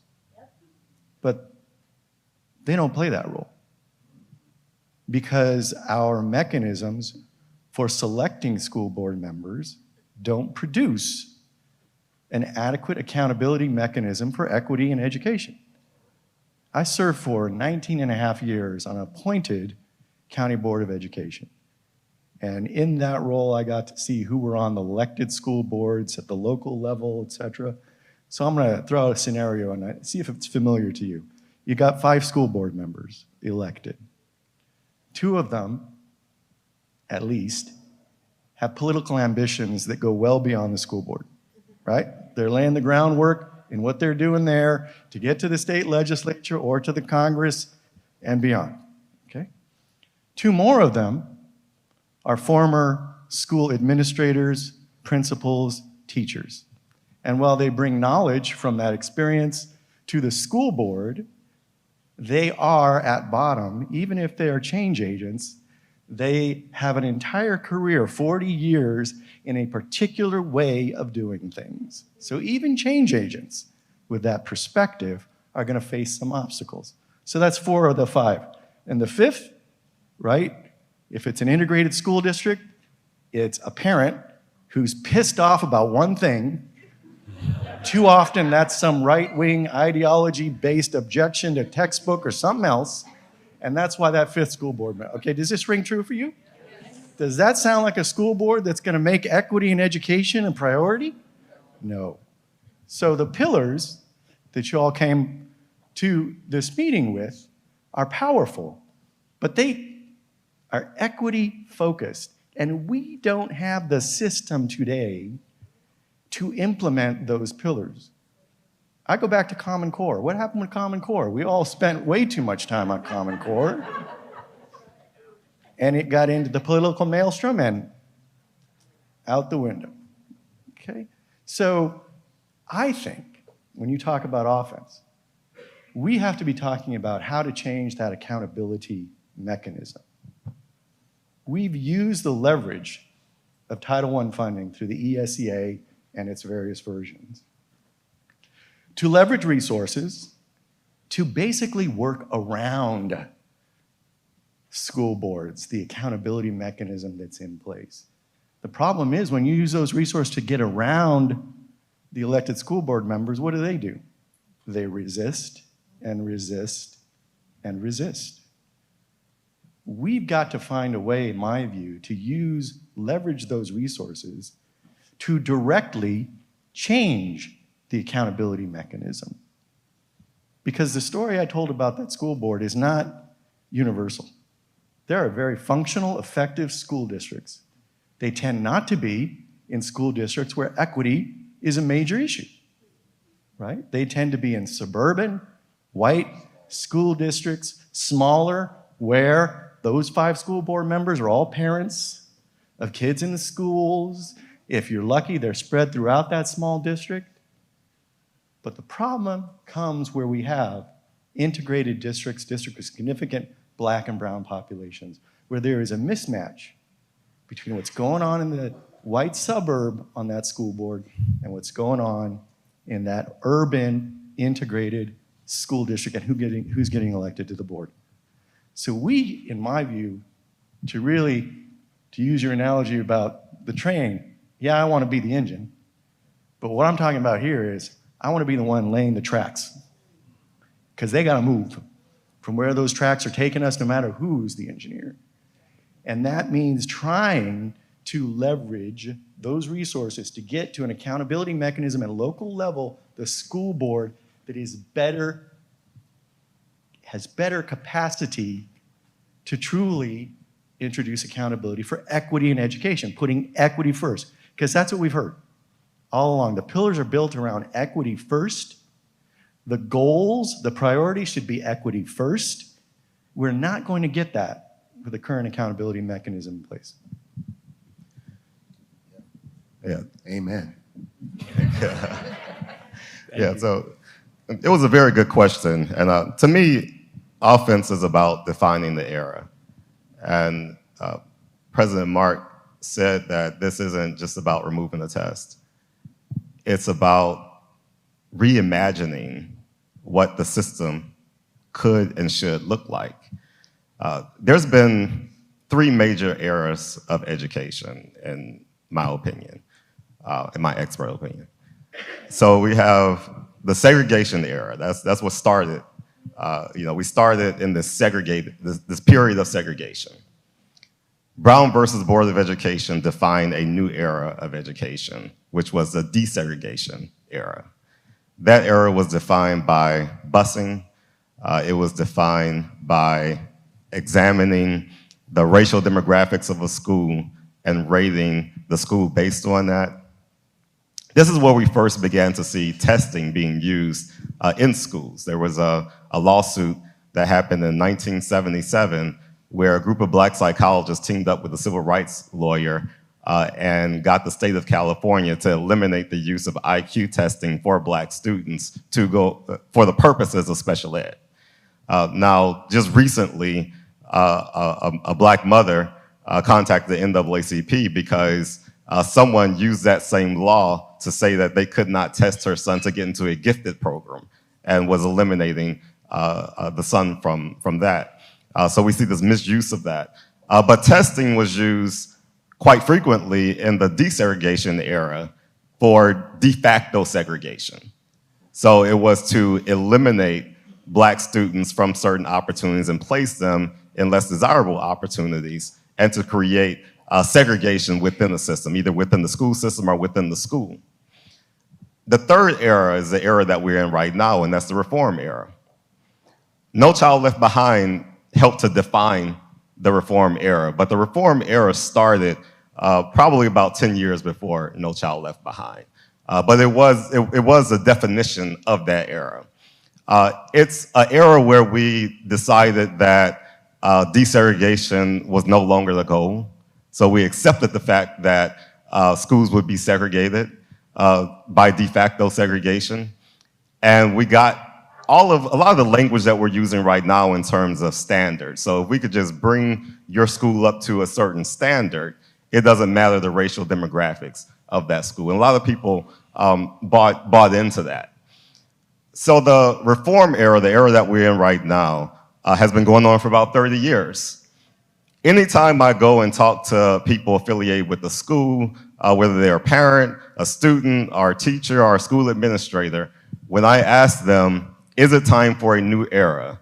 Has the reform era outlived its usefulness? There is a unanimous yes. Everyone is done with reform. Everyone is looking for the post-reform era. But what does the post-reform era looks like? And that's what Hal was talking about earlier, getting ahead of it to try to define the era and try to define it in such a way that test and assessment isn't used as a tool of oppression as it has in the last 2 eras, including the one that we're in right now. So as we look at the post-reform era, we have to look at how we use technology.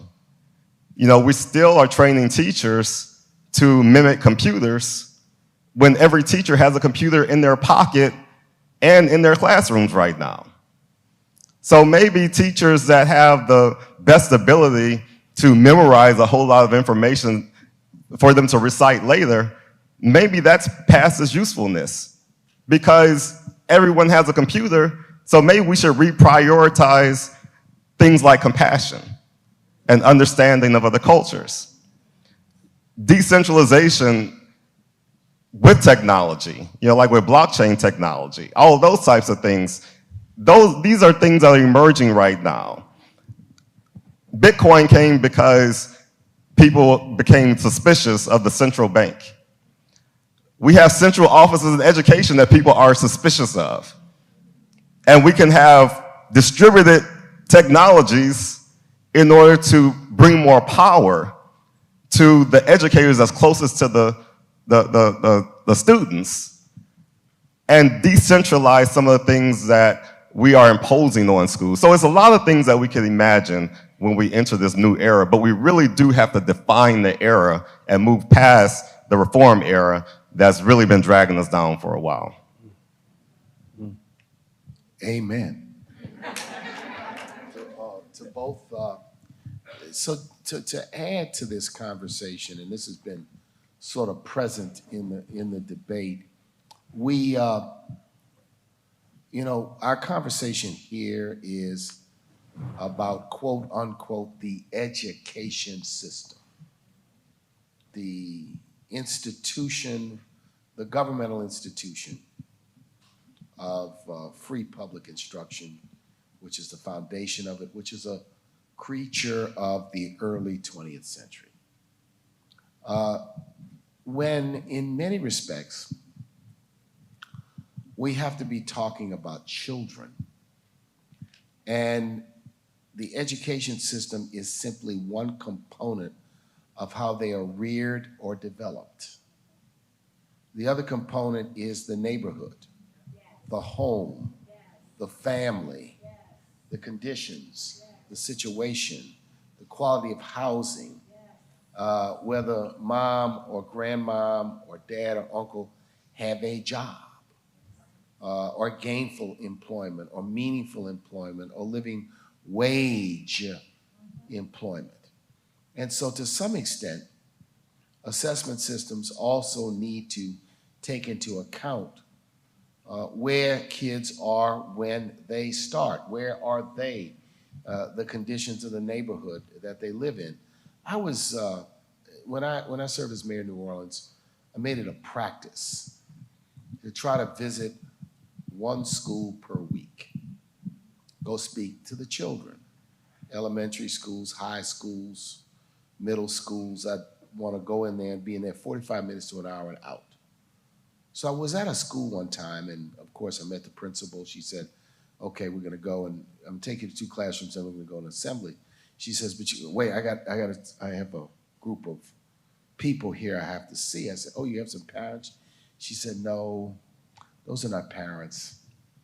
Those are the people in this neighborhood who are homeless. She said, they come to this school because this is the only, quote, institution in this neighborhood that's open, that has lights, that has people. She says, so you see, I'm doubling, tripling as a social worker. Mm-hmm. So I've got to have a Rolodex of references, agencies, people, but also the awareness when someone comes in to understand where they are. And then I'm dealing with folks I'm dealing with some who have children in the school, but I'm dealing with a whole lot who do not have children in the school. That's just a lesson to what the modern school is in many urban communities. It's not just a nice little red schoolhouse. It is dealing with, it is administering to, it is serving the broader community. So I think we have to, in an assessment system, also evaluate the situation, the conditions that children and their families are addressing, because in many respects, some of the most effective interventions are interventions that go to the family, that go to the parents, that go to the condition of the housing. And we cannot have our mind. You know, school is not, you don't kind of just send, you know, your rumpled child to school and like it's a machine, and you put them in, and then they come out on the other side perfect. It's a dynamic process that involves family and community and after-school programs or faith-based experiences or whatever the community is. Everything that the child experiences. I'm on a personal, you know, campaign now, and I want to really, really elevate this issue to bring back a full-bodied, well-funded, comprehensive summer jobs program. Why can't we put millions of teenagers to work, not just in a fast food place, no problem with that, not just doing retail jobs, no problem with that, but experiences in nonprofits, in government, in businesses, in offices where they can learn and have career exploration. So we wonder why our children and our young teenagers are idle and bored and attracted to sometimes the wrong things because we haven't invested to give them something. The mom and dad got connections and money, will hook their kids up. The mom and dad that doesn't have connections does require, and we should feel obligated to do it, to provide an experience for our children. So this means that while this conversation is about assessment and accountability, I do also think we need to think broadly, you know, about the experiences, and it's, you know, the terminology may be social and emotional health, right? But what does that mean? And, you know, ladies and gentlemen, brothers and sisters, we got to break that stuff down, because sometimes when you're talking to people and they hear all these highfalutin terminology, they say yay, they shaking their head, they don't know what you're saying. They don't understand what you're talking about. Say, let me tell you what I'm talking about. This is what I mean. This is what we're talking about. And let me tell you, you got to do that with about 50% of these politicians. I know I come from that world. Well, just a couple of things and observations. I mean, just as I think, you know, the era of reform started 10 years before NCLB, I think the era of post-reform started 7 years ago with the passage of ESSA, which I think was a real capitulation of the federal role. This is why the thing that people can understand, the $275 billion that we just sent to the states with very few strings attached on how the states should spend that money. Now Democrats and Republicans agree. Decentralize, give it all to the states, and trust that they're going to do the right thing. Now, how are we supposed to advance equity in light of that? I think it's just a real challenge, the environment we're in. But one thing that is very clear is that, again, demographically, we are changing as a country. It is happening first in our schools, right? And Tom's right? The school boards, the places of power, those are places where our parents need to be. You know, right now, and our stakeholders, right? Right now, parents are wondering, what is happening to my kid? What is happening to my kid? I have 2 kids in school, and I have to wonder, you know, what is going on in the classroom? How will they catch up to the learning loss we've just experienced over the last couple of years? And we're seeing it in other, you know, places, whether it's, you know, on the negative side, CRT or other things that are coming up, where parents are saying, what are you teaching my kids? And they're getting organized and they're speaking out. We need our parents to be asking some real hard questions. And to be in those places where we can influence. That is the future. We are a part of shaping the future of this country, and it starts in the schools. So I just want to emphasize what Eric just said. We have to keep in mind, no matter what we do, that schools are dynamic. So whoever's in school today is going to be different 10 years from now. And we have to come up with a system, I view, centralizing an accountability mechanism that adapts to a dynamic change in schools, because who was in schools looked different 10 years ago than they do today. You know, we're going to be pivoting towards some questions in a moment, but I do have a sort of like a bottom line question I want to ask you all. And so part of what was the invitation for the four of you to be here was really to ground this conversation in sort of a real civil rights leadership perspective. So to that end, when you think about a system that we could design, which would include assessment, because I think overall what we've heard by and large is that there is a role to play from a lot of folks in this room. But what are some of the non-negotiable features of such an assessment system, or systems, if you will, that would ensure equity, ensure quality, and ensure access, which you could argue is a feature of equity? But what are some of, if it is the case that we're going to continue to have a place and a role for assessments in a formal sense to continue to participate and be featured in our education, in the educational lives of young people, what are the non-negotiable features that you all would want to lift up and name that are in line with the civil rights perspective? So I'm going to answer it this way. When you get down to the end of the game, you get a tough question, you call a timeout. Then you go talk to your experts over at the table. I got to go talk. Honestly, before I would want to answer that question in all fairness, I would think that we want to imagine what a design looks like so we can always negotiate from a position of strength. I couldn't easily answer what is the most, because I usually like to start a negotiation by saying everything is non-negotiable. Take a hard line at the beginning. But all I'll say is the North Star here is to eliminate what we've known as educational and academic disparities, but to build a system that's equitable, which means it's designed to produce equal outcomes, right? Equity is a process. What's the outcome we want to produce? I couldn't posit, you guys may have better thoughts on this, what would be the non-negotiable features? Because I think I'm excited about the next phase of this process, where there's going to be a chance to do some imagination and throw some ideas up and throw some options up.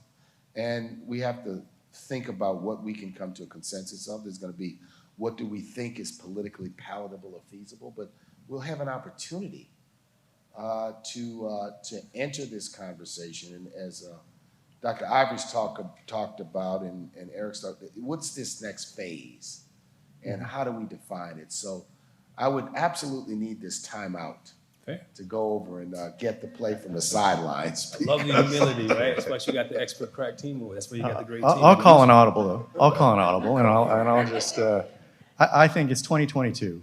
To me, what's non-negotiable from a civil rights perspective is that our assessment systems, test plus other assessments of what's going on in the school system, have to use the best, most modern, most current thinking, knowledge, science about eliminating bias, including implicit bias, systemic bias, subconscious bias.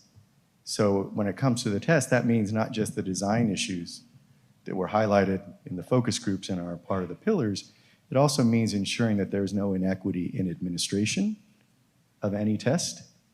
And that means making sure that kids are not taking on the same day, one in an air-conditioned classroom and the other in a non-air-conditioned classroom in a hot June day or something like that.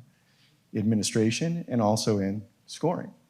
I mean, that's, if we move to assessments that use things like AI, and we heard a robust discussion of that in the Fireside chat, we've got to make sure that the end scoring of any assessment also uses the best available science on eliminating all potential bias. To me, that's just non-negotiable. We have to be starting from a position of it's 2022, not 15 years ago.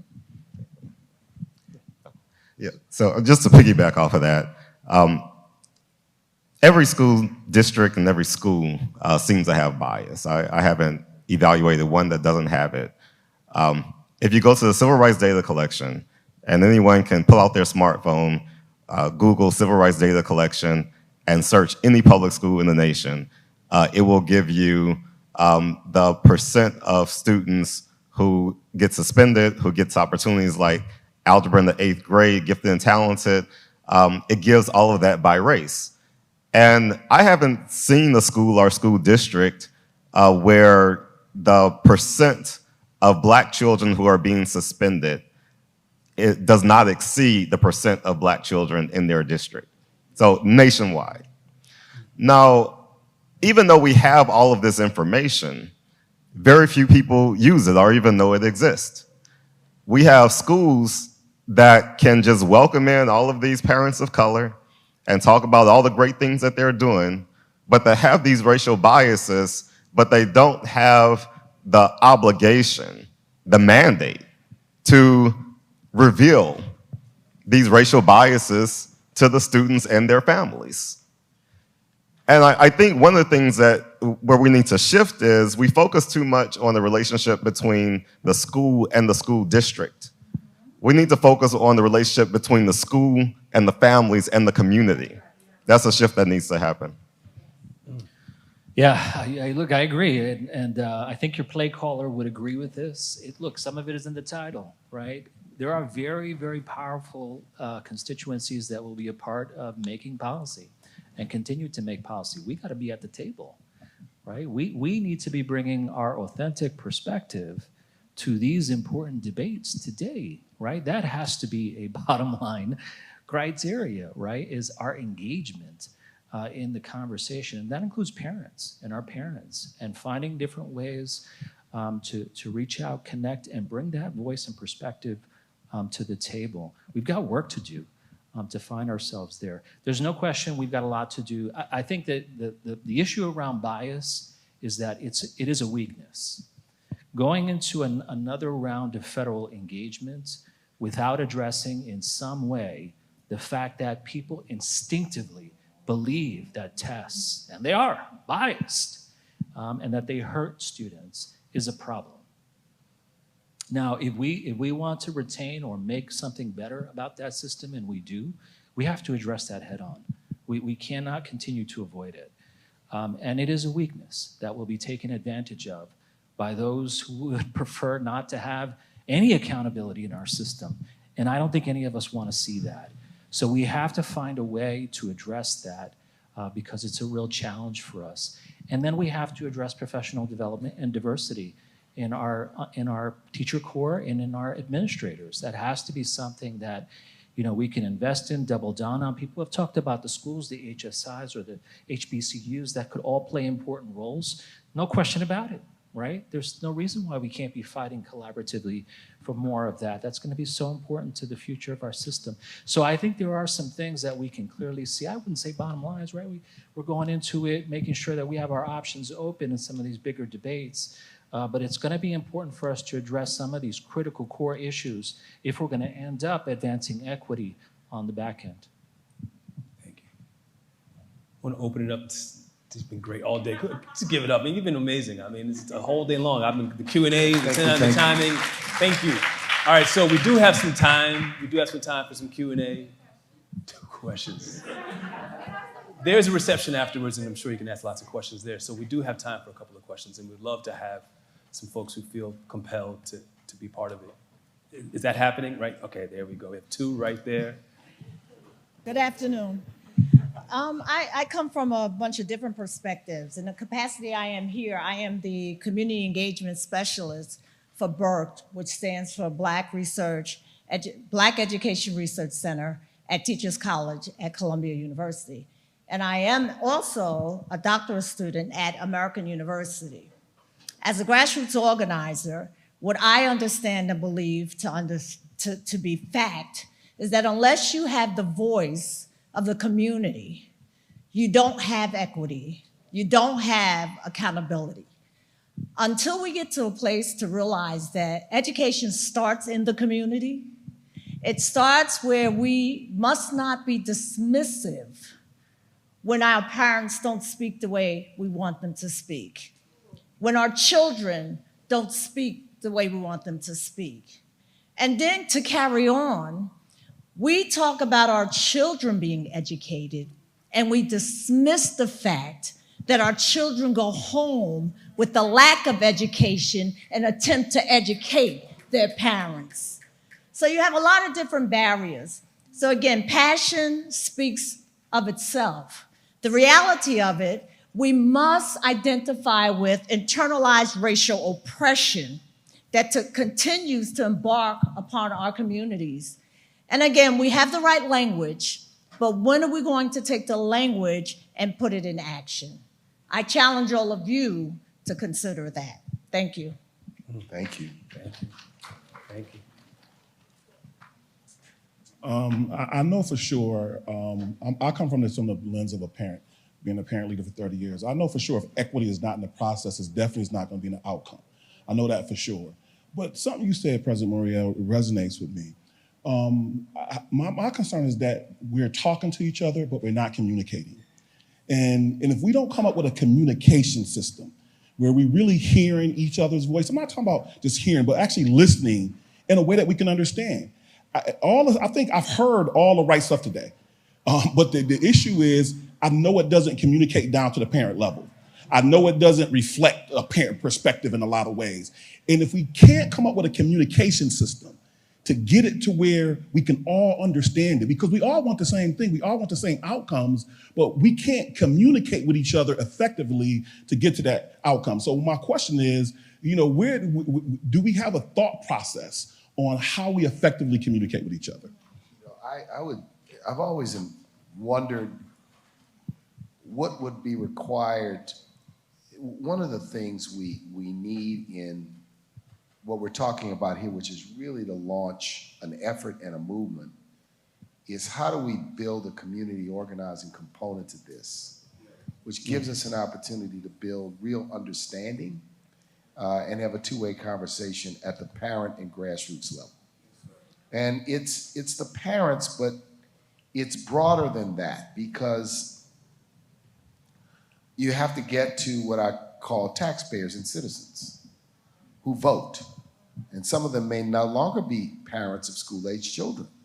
Some of them may never be parents of school-age children for whatever the reason. So how can we have an ongoing, and this is another instance where the old model, which sort of parent-teacher associations, which sort of works in some places, doesn't work in others, may be a broken model, because parents may say, I'm not going to any meeting.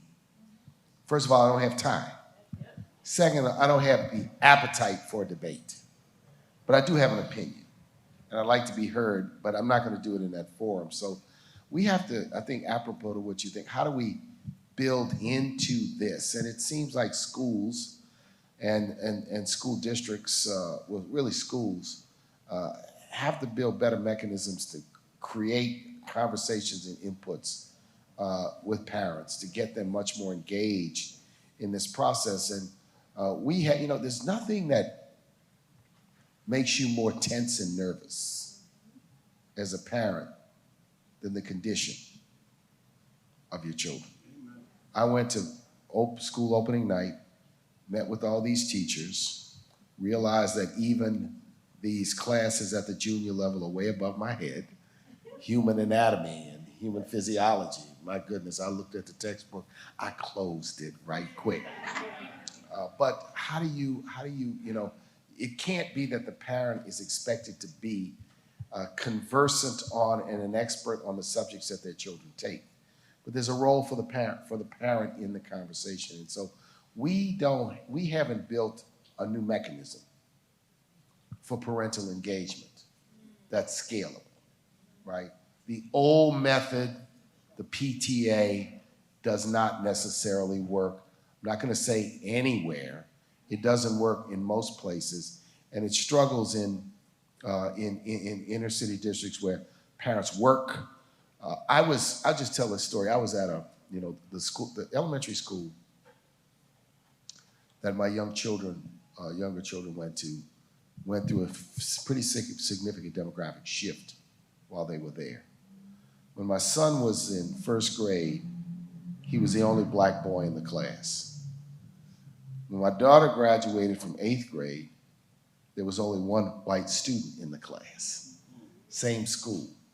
And I remember talking to one of the mothers who said to me, you know, this is a mother who happened to not be a person of color, said, you know, the parents are not as involved as they are. And I said, you know, a lot of these moms work. She said, you know, you're right. She says, and she kind of said, how stupid of me not to realize that. She says, I don't have to work, I'm gonna stay at home. I said, they work. So they really can't come here at 4 o'clock in the evening or 5 o'clock in the evening. And at 6 o'clock in the evening, they're busy trying to keep things together at home. I said, so this is not a lack of interest. It's the reality of what the working mother or the working parents have to indeed deal with. And so any system that is about parental engagement or community engagement has to be cognizant of those realities, I'll say.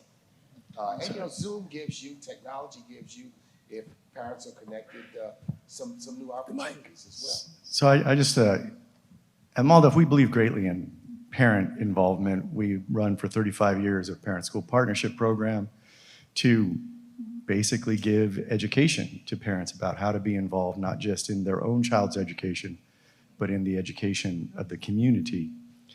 But I have come to the conclusion that we have to change the power dynamic. We can do all the organizing on the planet, but the power dynamic is not on the parents' side in the school districts we're talking about. When I was talking about changing the accountability mechanism of school boards, that's what I mean. So imagine if a part of the reauthorization of the Elementary and Secondary Education Act was the federal government coming up with a parent involvement index for every school district in the country. And you can think in your mind what would be in that index. Are there parents on the school board? Grandparents on the school board? Is the median income of school board members at the median of the school district as a whole? You can think of other mechanisms. And we've set up mechanisms in the past, you all know about this. You set up parent advisory councils, state and federal level. What happens? Good principals use them well, bad principals go cherry pick the parents they want, and those are the parents who are gonna basically agree to whatever the principal wants in that school. So that's not enough. Imagine a parent involvement index that would actually measure school district by school district. How much are parents in power in that school district? And I mean all parents. Parents who are not citizens, not voters, parents who don't speak English, parents who are working so much that they don't have the time, they don't have the income to invest in an election of a school board member. You can set up an index, and the federal government made that a part of leveraging the resources of Title I. You'd start to see a change. That's what I mean. The power dynamic has to be shifted from the institutional side for the organizing, which is terrific work, to actually have an enduring impact, in my view.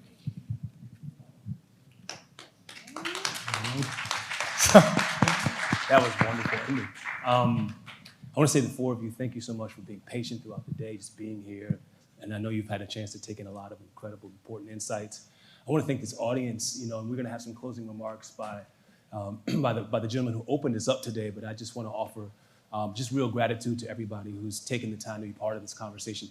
In true sort of facilitator form, I have a couple of just takeaways that I want to just report back to this group that I'm taking away from this space, which are just, they're 10, right? And they're not in any way comprehensive, but I've heard here in all these conversations, and some of the highlights were this idea of reprioritizing what we care about from a learning perspective. I've heard that we need to shift who's at the center of our systems. We need to expand and particularize accountability across our systems, including districts, policymakers, states, elected officials, and even teacher training programs and beyond. We want to be able to responsibly and ethically tap into innovations and technologies that could support learning.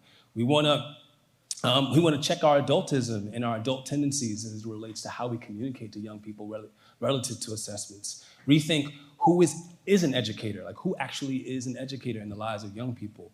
We want to expand what school assessments look like, because there's an opportunity for us to think more broadly about school assessments. Invest in HBCUs, HSIs, invest in the diversification of educators, and also invest in organizing.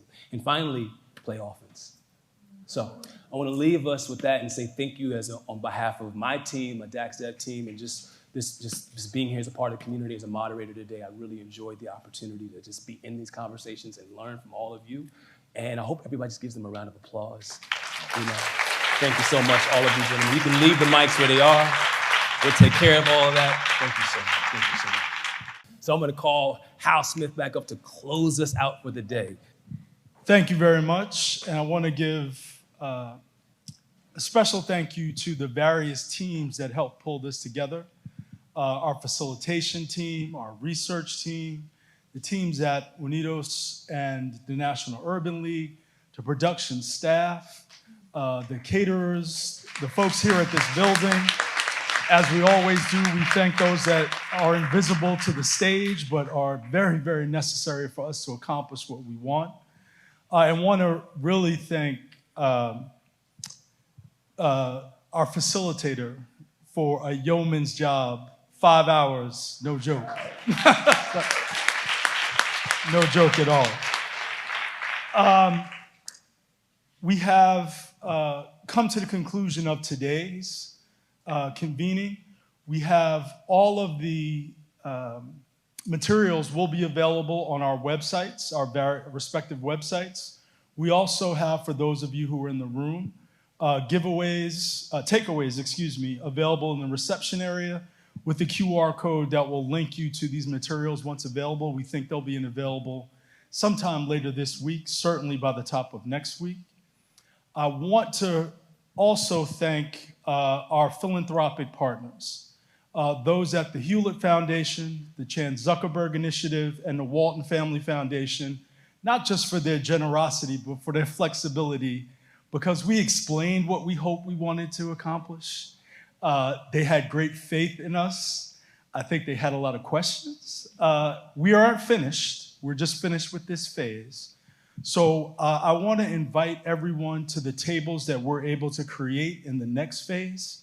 I know many of you have standing working groups and subcommittees and committees focused on assessment and accountability.